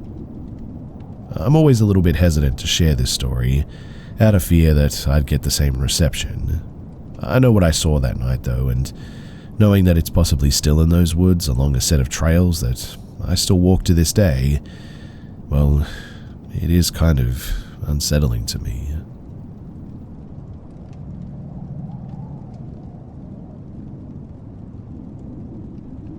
In the summer of 2022, my last camping trip with my family, we went to a popular camping location in Ohio. If you can figure it out, well, that's a bonus to you, but my sister and I, me 17 at the time, and her 14 at the time, shared a tent, so we stayed up giggling and messing around quite a bit, like or talking about boys that she liked. And mostly for week 1 in the 2-week trip, it was fine. We slept and talked like normal, until the second week where things took a bit of a turn. Now, I have a really hard time with sleeping, so when week 2 strolled around, my sister would be passed out asleep, and I would be sitting there, wide awake for hours at a time. While these hours where I sat awake just passed by, I heard noises, crunching, shifting, growling, howling even. The basic outdoor noises, though. For the next 2 days of week 2, I heard a lot of walking and talking in the woods though, things like "come here" or "help me." Sometimes I'd even hear faint whispering near my tent. Honestly, it began to scare me, and on the last 2 nights, which probably had been the worst, my sister was awake, both of us playing with her phone dead, and mine on a cool 20%. At around 2 a.m., my sister went to lay down and so did I, until I heard thick footsteps around the tent. Much too heavy for deers or wolves, but way too light for bears or elk. Honestly, it was almost like a person was walking around my tent. My sister was awake and quietly watched as someone or something pressed on the tent sides and door. Now, my sister and I move all of the little tent zippers into our tents at night to keep people from trying to get in. Clearly, this person or thing was looking for said zippers as well. So, while we were scared, we felt pretty smart about it too. This was night 4 of week 2. Now, obviously we spoke about this and told people and all that, but they said that we probably were just hearing things.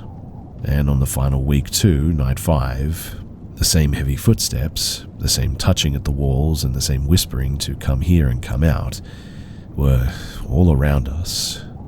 I was terrified and waited until 5 a.m. where I sat outside waiting for my grandma.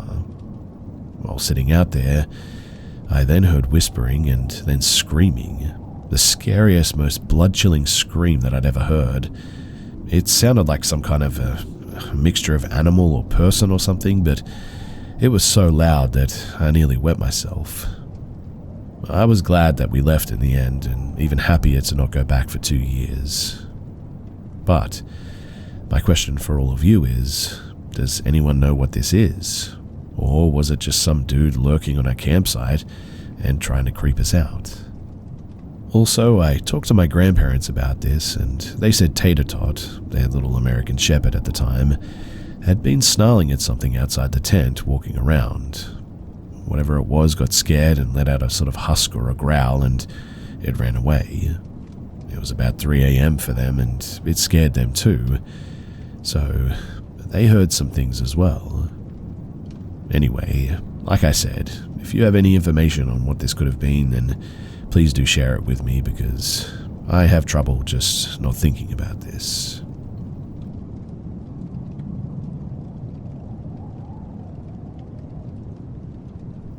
So I was 11 at this point, and I used to wake up at like 3 a.m. constantly when I slept alone. This would always happen when I would sleep in my room. I have no problem sleeping alone in my grandmother's house, for instance. And it really messed up my mind, but I got used to it over time, I guess. Sometimes, though, I felt really anxious, and I would feel like I was being watched. Then I would immediately rush to my parents' room. And on this particular event, I woke up at 3 a.m. like normal, and felt so anxious that I didn't even have a second thought, and straight up ran to my parents' room. They took me in, and I slept in between them, and after like 3 hours I woke up again, which is odd because I always slept peacefully when I was with my parents. So I started checking my mum, but she wasn't there. Then I started checking for my dad, and he wasn't there either. I remember I was sandwiched between them though, if that makes sense. So I started panicking. I immediately got up and switched on the lights, and they weren't in their bed. I checked under the bed, the toilet or the washroom attached to the room, my toilet, and then I went downstairs and checked the living room, dining hall and other toilets, and the kitchen too, and they were just nowhere to be seen. I started panicking to the point that I'm about to burst into tears. In the end, I actually did. Then I checked if their vehicles are still here or not. The vehicles are untouched. Then there was one more room left to check. It was my grandmother's room, paternal, and for some background information, she and I are not in good terms.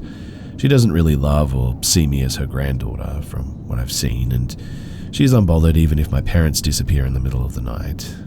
So I banged on her door crying hopelessly, but luckily, she did open the door and I started explaining to her what had happened. And she said, "Oh, we'll look for them in the morning then," and eventually took me in. Luckily, I slept with her, and the next morning my parents came looking for me. They didn't even know that I was not there until they woke up, and they were sleeping in that same room that I was the whole night. But I really need some answers to this. Did I just get transferred to a different reality or something? I don't know, but this experience just really messed me up. I mean, my parents literally just were not there. It's honestly like they just disappeared.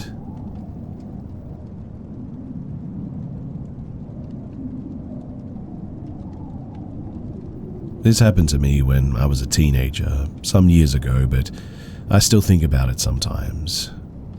So me and my 4 friends were on this 1-hour bus ride to go to my parents' house just to hang out. We were sitting and chatting in the back of the bus. The bus is empty, except for us and this middle-aged man sitting a couple of seats away from us. He looked like a normal businessman, I guess, on his way to work or something, wearing a suit and carrying a briefcase. After a while, we noticed that he was behaving kind of weirdly. He was chugging down beers rapidly, which is not that common on this bus, and also it was in the middle of the day. He was also pretty openly flipping through an adult magazine and kind of muttering to himself as well. And I mean, okay, weird, but we didn't really get too bothered by it. After a while, though, he then began to approach us, sitting closer and small-talking to us a bit, asking how old we were, where we were headed, and so on. We kind of just reply politely, but try to end the conversation pretty quickly since he's creeping us out so much. Apart from the beer drinking and the magazine, you can really sense that something is wrong with this guy. I mean, he's grinding his teeth a lot and has this blank stare like he's looking right through you, not really there, if that makes sense. Anyway, when we stop talking to him after a while, he just sort of sits there silently and stares at us for a while, breathing heavily like he's getting more and more agitated. And after a minute or so, he suddenly leans forward and pulls down the sleeve of his shirt. On his arm, he has a big pair of sharp-looking scissors duct taped to his arm, with the sharp end pointing up towards his hand. He starts stretching out his arm and making sure that we all see the scissors and says, "Does this make you respect me? Am I getting your respect now?" We just sort of sit there with our mouths open. I'm terrified at this point, not really sure what to say or do, and panicking because I'm not sure what this guy is capable of. After a moment, he leans back again and continues staring at us, not saying anything more, and we don't say anything either, afraid to set him off, I guess. We get off at the next station, all jittery and full of adrenaline after that weird encounter. If I wasn't a clueless teenager, I would have called the police at that point, but we didn't, and I still think about it sometimes and wonder what a guy like that, who is obviously unhinged, is capable of. And if he ever did something worse than just scare some teenagers by acting crazy.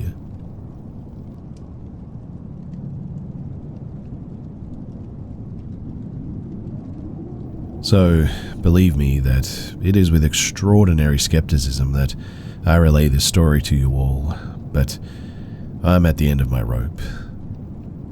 So, 2 days ago, my husband, 43-year-old male, and I, 46-year-old male, were in Hollywood Forever Cemetery on our way to a celebrity grave that we go to fairly regularly, even weekly in the summers. I passed a rather unremarkable grave en route to it, and just after, I remember that I saw a young man in front of it who looked at me and said, "Hey, we were born in the same year." I turned to my husband and said, "This is going to sound terrible," but cutting myself off, hoping that I'd have nothing to tell him as I approached the grave to confirm what I had heard. I moved the succulents surrounding the dates aside and really didn't want to see that the year was, in fact, 1977. My husband came over and I was speechless. He saw the 1977 and explained what I had heard. I tried not to make too much of it, but how exactly does one accomplish that? On the way out, I had to stop by again. The energy around the space had worsened, and I asked my husband to hang back this time, having felt specifically that his presence was not wanted because he couldn't see what I saw.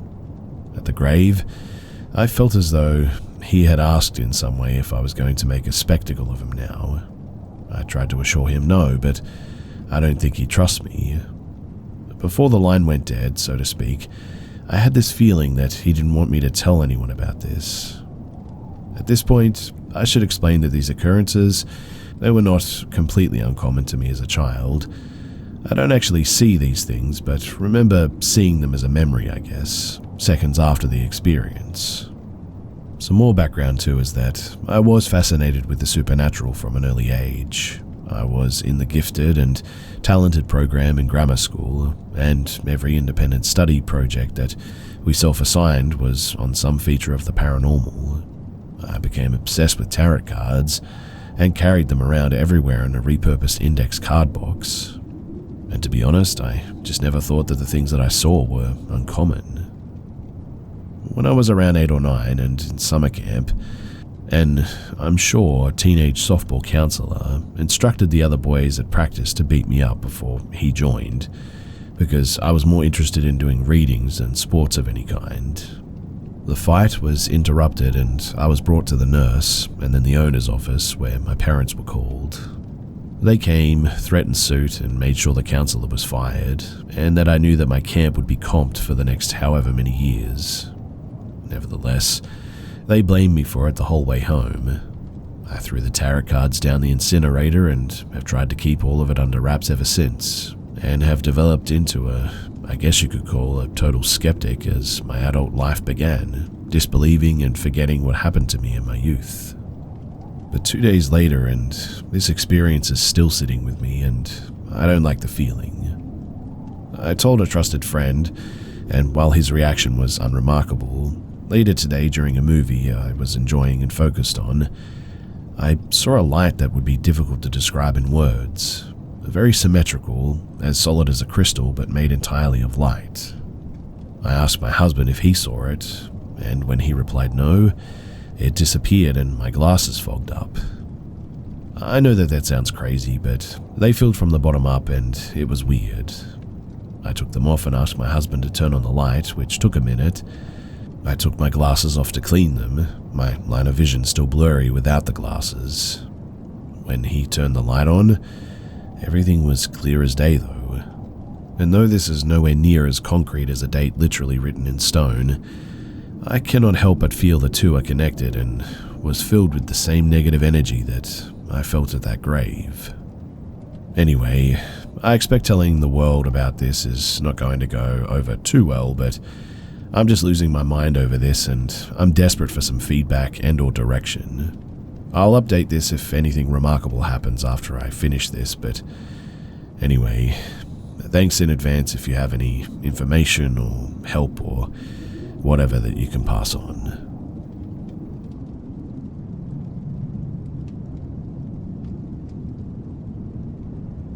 This happened around 2021 in India, around COVID period when the lockdowns were still very much in effect. My dad, he used to live in another city. My brother was in college and my mum had a government job, so she had to go to her office every day, which meant that I was basically left alone from like 10 a.m. to around 6 p.m. Now, we used to live in an apartment unit, but it had 2 doors. One was the main door and the other one was located in the biggest bedroom, basically my parents' room, but the door was clearly locked with an actual lock from the outside, and it also had a metal sliding door as well. It was the one with the chain structure. I'm from India, so you can Google elevators to find out what I'm talking about, but it was also locked from the outside as well. We had a ring bell on the outside, but it was just sort of connected to a small bulb in the bedroom. Sorry for this being so long, but you have to get the gist of this area to understand this story. So, one day at around 12 p.m, I was in my room, which was basically adjacent to my parents' room, and I felt, I don't know, sort of weird, so I just went to check their room.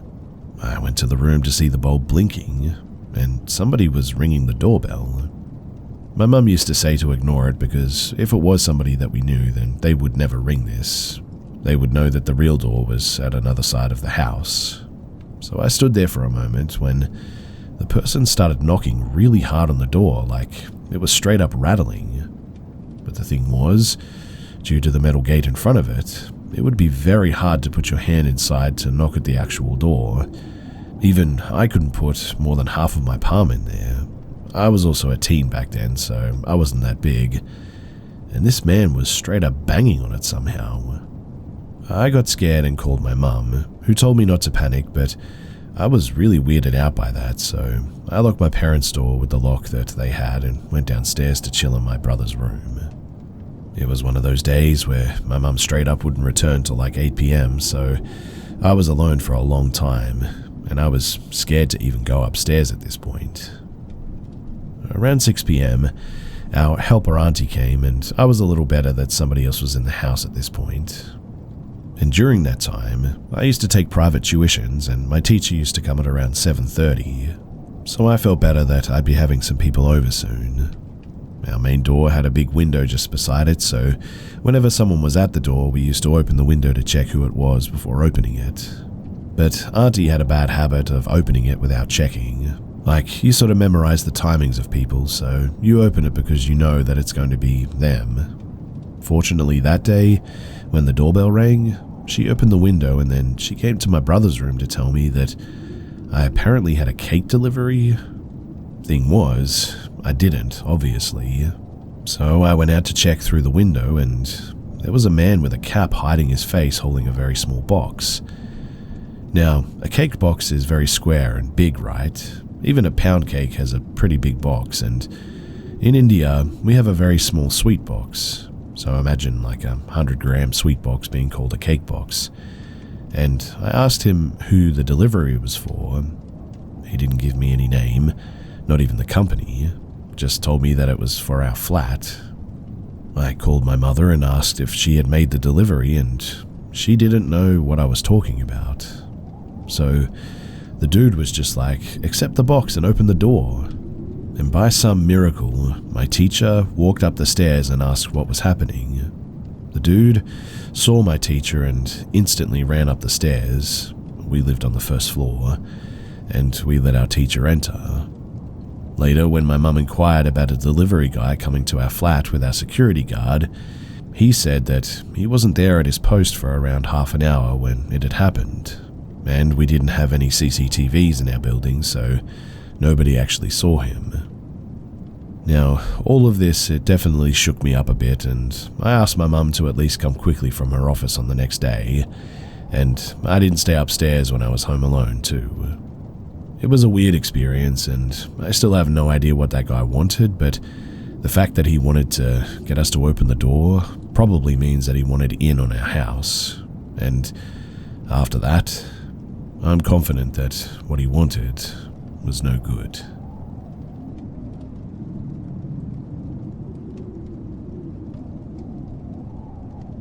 This happened when I was about 9 or something. I'm not completely sure. But my friend and I were playing in my room with Barbies. We took a quick break when she had to go pee. I decided that it would be fun to hide behind my door to scare her. When I stood up and wanted to hide behind my door, I saw some sort of a creature though. I always thought of it as some sort of an alien, but it could be something else. It for sure did not look human though. I don't know how it looked exactly, but I do have a vague memory of how it looked. This being because it was just so long ago. When I saw it, I felt intense fear though. That I remember clearly. I couldn't move or breathe and my heart was going crazy. I don't know for how long I stood there, but eventually I walked out of my room and my friend came out of the bathroom. We both went inside my room and we just went to play again. At that moment, I don't remember what happened, but still felt extremely scared. I must have looked scared too because she kept asking me if I was okay. I'm not sure when, but maybe a few days or weeks later, I started to remember what happened that day and got extremely scared to sleep. I never told my parents, and I mostly kept it to myself. They just had to deal with me being scared, I guess, but I told my little brother a few years after it happened. But every time I talked about it, or every time that he would joke about it, he didn't believe me. I would freak out and this intense fear would just fill up my entire body. The picture of it standing there and the fear I felt, it always stuck with me. I recently talked about it with my oldest brother because my younger one brought it up as a joke. My oldest brother really does believe that it could be an alien of some sort, since he also believes to have seen one when he was younger as well. So, does anyone have the same experience or any idea of what this could have been? I'm also planning to ask my younger brother if he remembers me telling him any details about how it looked, but yeah, we'll see how that goes.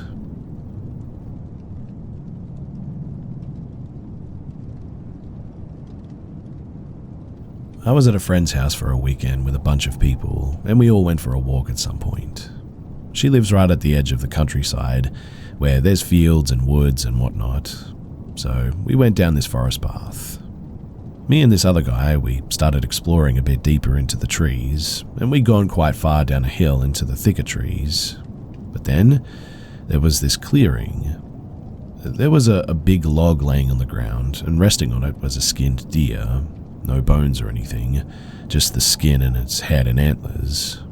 The head, though, was on the log, eyes missing, and the skin was just sort of draped down the front of it. But beside it was a crucifix made out of planks, not just sticks, and tied up with bale string. Me and this guy freaked out a bit, and I called out to our other friends to come and see, but he told me not to show them because they'd find it too disturbing. He then shook it off and started climbing back up, but I just stared at it for ages, so long that he waited for me and told me to walk away from it. There was also this string attached to the crucifix that ran further into the woods, but following it probably wouldn't have been a good idea, so I went back. I still cannot comprehend what it was, though.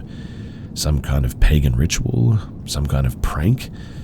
I mean, not many people walk this forest path besides locals walking their dogs. Plus, we'd come pretty far off the path at this point too. My friend that lived there said that people didn't hunt in these woods, but I didn't want to push it with questions since I'd been told not to tell her. I understood as well. I mean, I wouldn't want to know that there was something like that going on in the woods behind my house, but I find that the lack of answers has me thinking about it more and more. I often think about it and think about the fact that it was just the beginning of a horror movie where all my friends and I are killed off one by a forest witch or something. I mean, it was the perfect setup. Friends hanging out at a country house for a weekend, two idiots go deep into the woods and find something disturbing, death ensues. Whatever the case may be, though, I still feel it was kind of a bad omen at least. Unless I just really don't know anything about hunting and that this is regular practice for people who hunt deer in the woods or something. Can anyone offer me some insight on this? Was this a sick joke? A deeper meaning to it? Or is this regular hunting setup? What if it's a curse? What if seeing this cursed me, and if sharing all of this now will activate the curse or something? I guess I'll have to see, but Like I said, my thoughts have gone wild on this because I just really want to know what this is.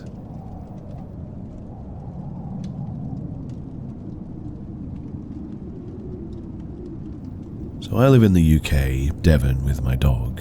It's important to note that there's a huge expanse of woods behind the house that I live in. Now, early last month, this thing that looks and sounds exactly like me began to show itself directly to me, but I fear it's actually been around for much, much longer than that. About 4 years ago, my parents, grandmother and cousins were over at mine for a get-together. I remember my mother going to smoke around the back, and not even a minute after going out, she comes back in all sort of flustered and asking me why I was outside in the woods like that. She said that I was staring at her blankly. The thing is that I really wasn't. I was inside with my grandmother and dad the whole time. My mum, bless her soul, passed it off as just seeing things, and stupidly, so did I. Cut to last year though, I was in my lounge when my dog ran off into the conservatory barking like mad. This wasn't really all that surprising, as we do have quite a few rabbits and other vermin around the area. It was, until, I kid you not, I heard my voice talking in the conservatory. I checked outside, but nothing at all. Last month, while cleaning the kitchen, I saw me outside in the wood. It looked one for one with me as well, and this person or thing, whatever it is, it didn't move an inch. It was like a statue. I froze in place. I guess it was more the shock of just seeing myself with my own two eyes physically. I leapt over the conservatory door, but gone. It was just gone. In the split time that it took me to go to the door, this thing was nowhere to be seen. Last Saturday, I was upstairs on a work assignment when I heard my voice asking to be let in.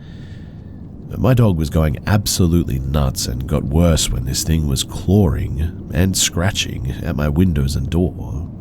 I instantly contacted the police and I'm away at my parents' house for the time being. I don't know what to tell people or if they'll even believe me.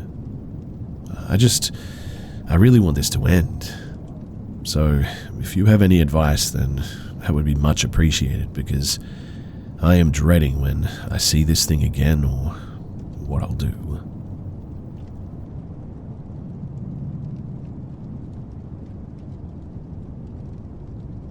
I, a female in my 20s, was in a new city, trying to navigate back to my hotel. It was beginning to get dark out, so I started getting anxious and picked up my pace, even though I was on a main road and there were still lots of people around me.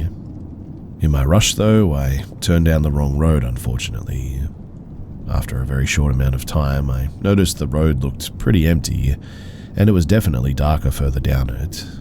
It gave me the creeps, which made me realize that I must have turned down the wrong road, so I turned around to go back to the main road. But that was when I noticed that some guy was walking close behind me. I'm not exactly sure how to explain how close he was to me. Not so close that he was in my personal space, but he was close enough that it was uncomfortable. He looked creepy too. He was wearing a black sweater with the hood pulled up. His hands were in his hoodie's front pocket, and it looked like he might have been holding something too. I only got a brief glimpse of the front of him because right after I turned around, he quickly turned around too and sped walked away from me, back onto the main road, and then vanished around a corner. It sure seemed like he was stalking me, and it was really weird, especially with his hands in his pockets like that. And I mean, why did he turn around right after I turned around too? And why did he walk away like that? Did he suddenly realize that he also went down the wrong road? I seriously doubt that.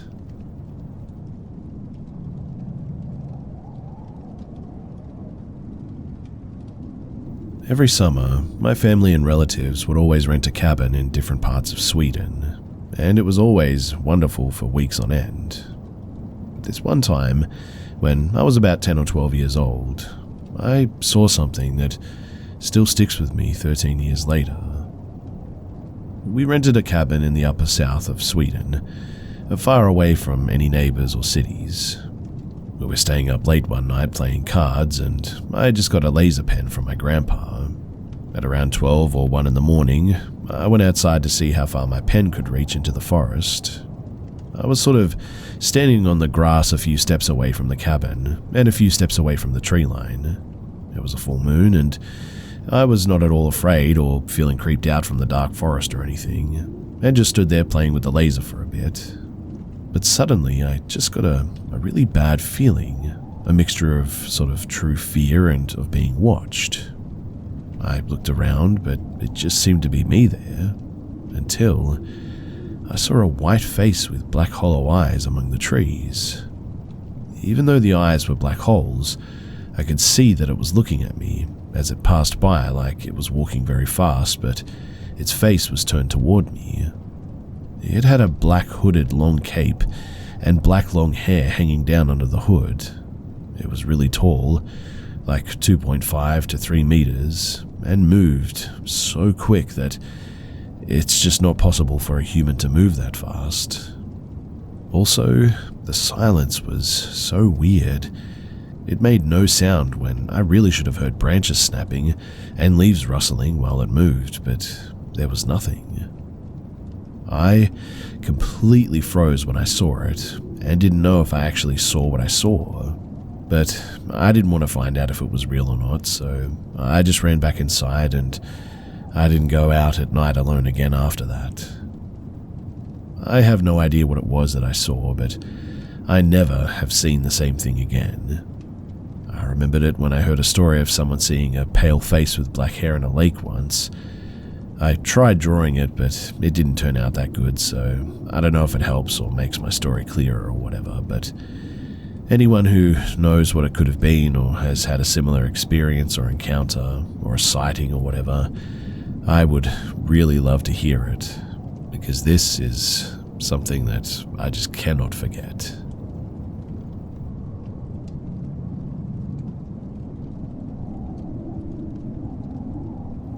So, I live in a 3-bedroom apartment with my husband and cat. We've been living here for a little over a year now, and in the past year we've experienced some unexplainable phenomena, I guess you could say. The most common being doors being opened after we shut them.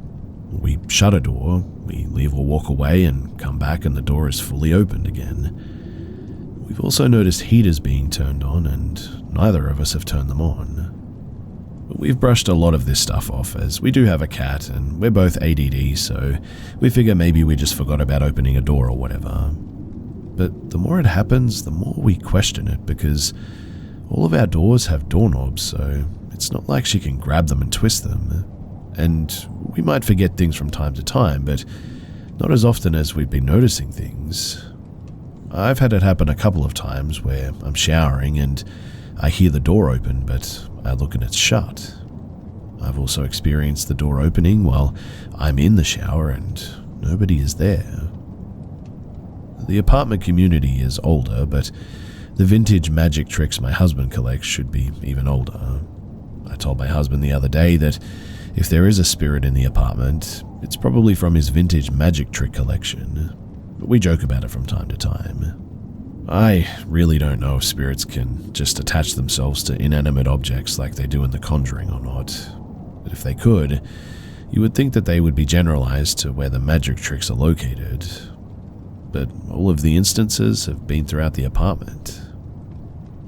Anyways, the reason I'm sharing this today is because this morning, my husband woke me up early this morning asking what I wanted. I didn't understand what he meant because, I was asleep. And he said that he heard me say his name. Later in the morning, he asked me if I remembered saying his name at all. I told him that I might have been sleep-talking or whatever, but I don't really talk in my sleep, usually. Actually, I don't think I ever have. At least nobody has ever said anything about it. Plus, where he heard the voice was not in the bedroom anyway. I decided to look into spirits mimicking people and found here on good old Reddit that this is actually pretty common apparently. If that was a spirit or whatever, What does it mean if a spirit is mimicking you, though? Should we look further into this, or am I just being dramatic about it? I really don't know. I don't feel scared or concerned by it, I guess. At least not yet, but should I be?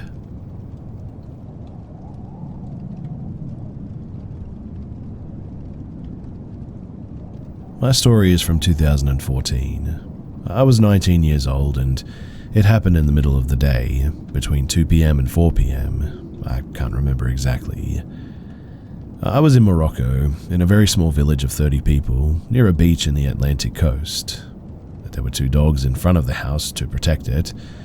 My family wanted to go to the beach, but I was starting to get flu symptoms, so I decided to stay in the house and just rest, even if I would be alone all day. I didn't want to catch a cold at the beach or whatever. From now on, I have to say that I did not take any medication or anything else to feel better, so it's not the case of hallucinations or anything. But I was laying in bed, just reading a fantasy book. No music, no TV, nothing that could do any sort of noise or whatever. At some point, I heard the 2 dogs barking really loudly, as if an unknown person was coming or whatever. I went to the window quickly, but nobody was there. No family member, no stranger, nobody. A few seconds after hearing the dogs barking, I started to notice that I was hearing another noise, a very strange noise coming from the kitchen. It was like whispers. It was as if 2 or 3 women were whispering some sort of incantations in the kitchen. At that, I was terrified. I didn't know where these whispers were coming from. It was not from the pipes, nor from the wind or anything. There was no wind that day. But it was just there, floating in the air, and I couldn't do anything to make it stop. After about 3 minutes, the whispers and the barking, they stopped simultaneously. Since that day, I'm always afraid to be alone in remote houses like that, especially if no one is there. And I'm also afraid of dogs as well, I guess. I never knew what happened that day, and I never actually asked anyone what it could have been. I've never had any other weird experiences before or since then. I'm not the type of person to believe in things like this, so I try to have a rational explanation about this experience, but honestly, I just can't explain it. And so I would be happy to get your theories as to what you think this might have been.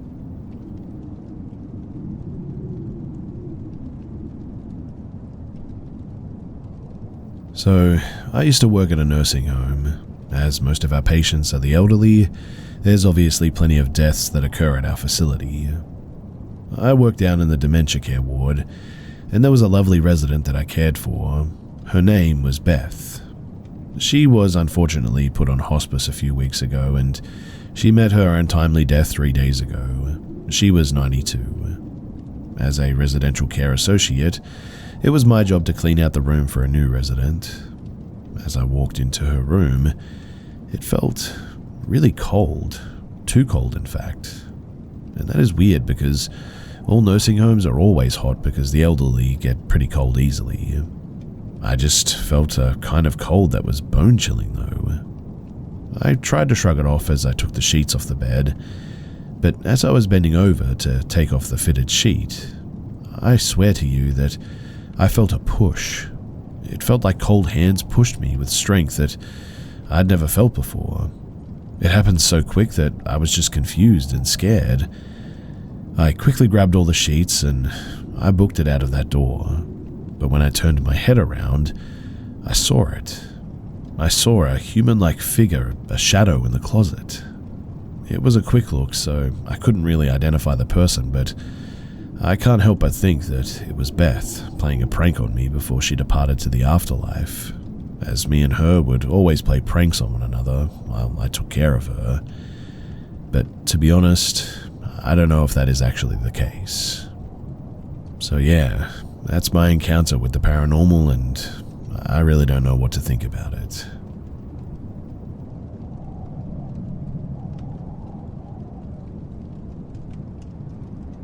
So, for context, my parents bought this small clock from a thrift store about 4 years ago.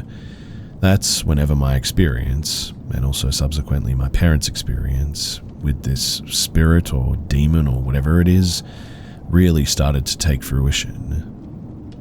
Whenever my dad first hung the clock up on the wall, I got this sense of uneasiness, and it felt like something was watching me.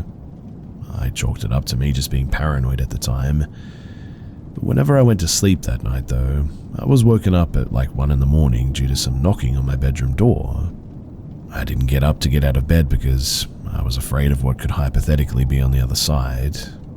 I ended up falling back to sleep, and I get up the next morning at around 11 in the morning. I was eating cereal at the kitchen table. My mum was making breakfast and had almost all the cabinets open, and my dad was outside working. Why does this information matter? Because all of a sudden, a bag of chips that I had in one of the cabinets gets literally flung across the kitchen. My mum was near the cabinet the chip bag had just got flung from, but I know for a fact that she didn't touch them. After that weird occurrence, nothing else really happened for like 2 straight days. Everything weirdly seemed to just go back to semi-normal again. Until everything just wasn't normal again. It was 11 p.m. on Friday in October of 2021. Me and my dad were both awake at that time, and we were just talking. He mentions that he feels something burning on his arm. He looks at it, and there's 3 scratches that had just appeared out of literally nowhere on his arm. All of a sudden, too, our box fan that we used to fall asleep to every night, it was just plugged in and in use, mind you, just turns off sort of randomly. I get up, walk out of my bedroom, and then the microwave turns on by itself, and then the kitchen light, and then the washing machine as well. And then every electronic and light that I'd mentioned was turned on, all got turned off together at the exact same time. Everything just goes suddenly quiet. Mind you, the power was still working. We checked that, so it was weird. The very next day after all of this, me and my dad got my grandparents to exorcise the house. I got some holy water. My grandmother had some anointing oil, my dad had a cross and some sage, and my grandpa had a Bible as well. Each of us go throughout the house, cleansing every last inch of it. After we were done, the house just suddenly began to smell like stink bugs for like 5 whole minutes.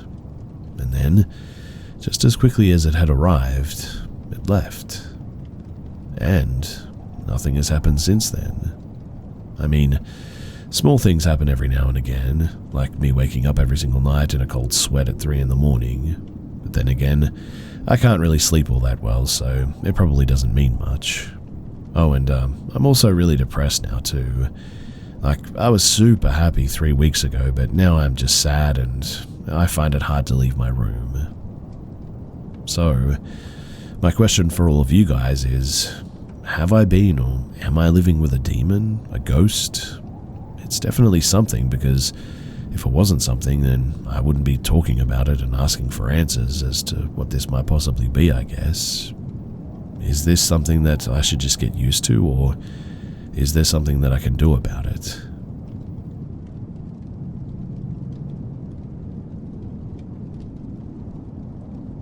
About 2 years ago, I was 13, almost 14 at the time, and I was still quite immature for my age, and enjoyed role-playing as Mortal Kombat characters, or fighting with my little brother, who is now almost 13.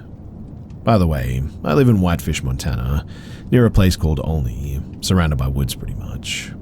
I also have horses basically everywhere on our property.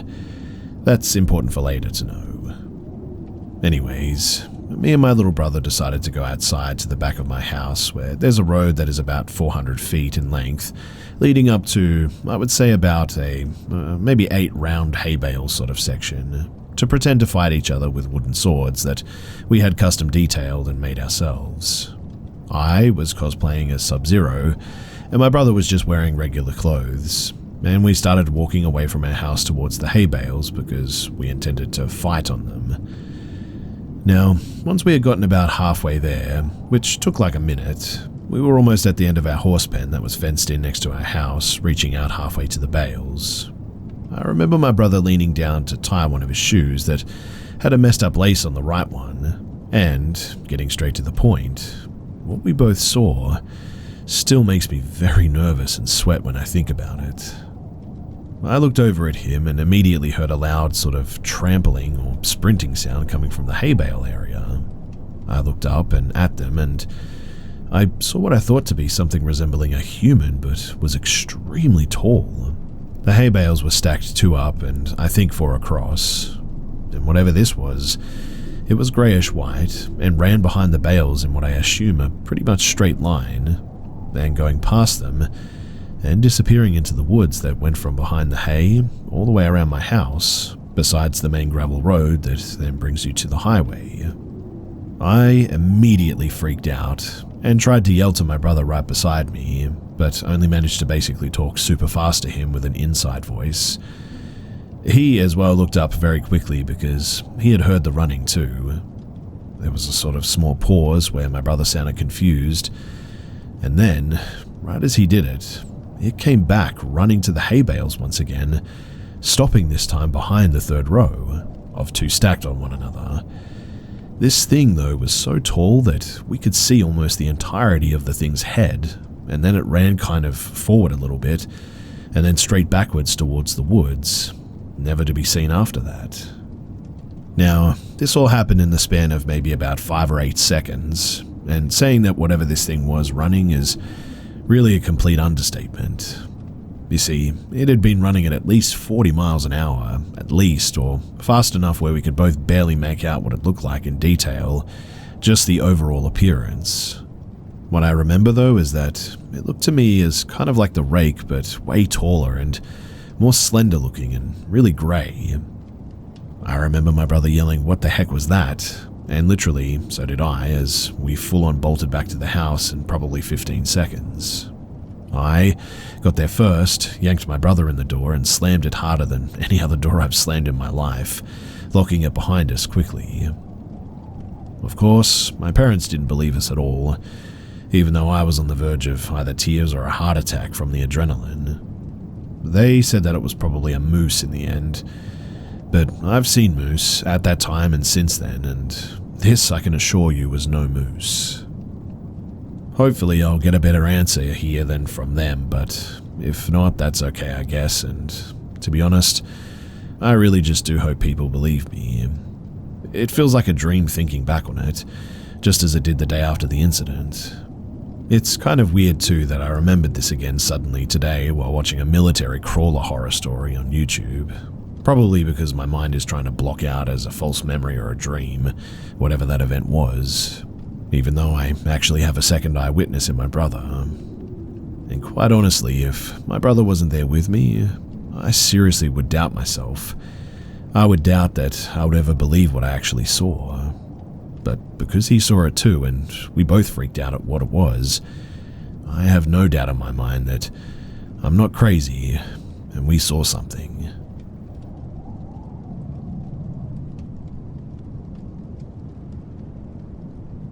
Years ago, when I was pregnant, we were just getting ready to go to bed and it was late, about 1:30 in the morning, when this woman knocked on the door and my husband answered.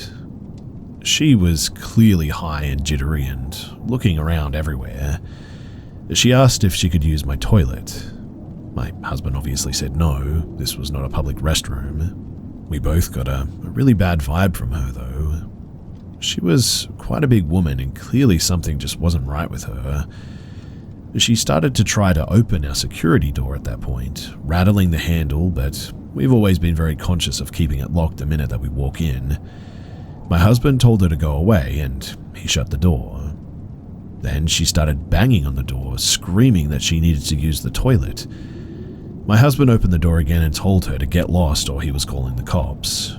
She stopped, froze, and for about 20 seconds just sort of stood there, staring at us, and then she turned around and walked away. We turned off all the lights and we looked through the blinds and saw her next door talking to 2 people at that point.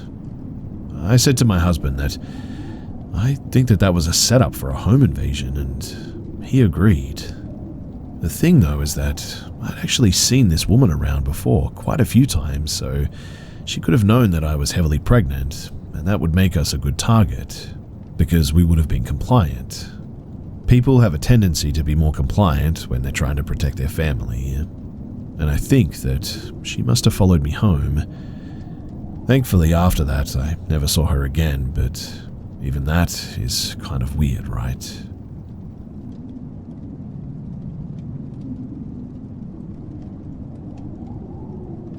We were on a road trip to Queensland and back. We were in no hurry, so we were taking the scenic route. And at one stage we pulled up to a truck stop on a highway that ran alongside the forest. It was a very isolated place. So we were sitting there trying to get my son some snacks and just having a break, when a ute pulled up behind us.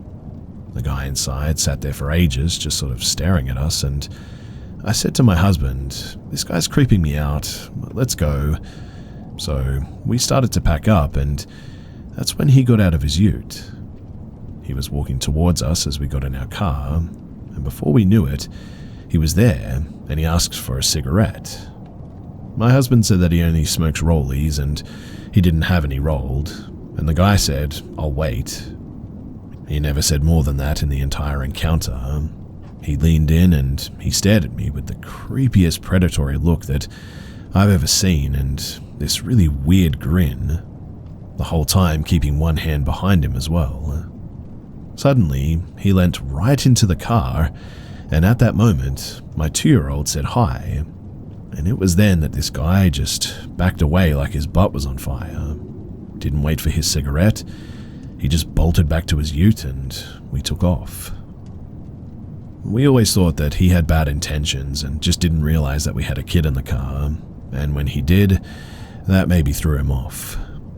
We both agree that it was the creepiest encounter of our lives, and we were pretty sure of his intentions. The really creepy thing, though, is that it wasn't until we were driving away that we realized that we were in the Belanglo State Forest, where serial killer Ivan Milat had buried all of his victims. There was always a theory that he didn't actually do the work alone, and that actually one of his brothers was involved, but who knows. Anyway, that might not be related to this story at all, but it always just crossed my mind.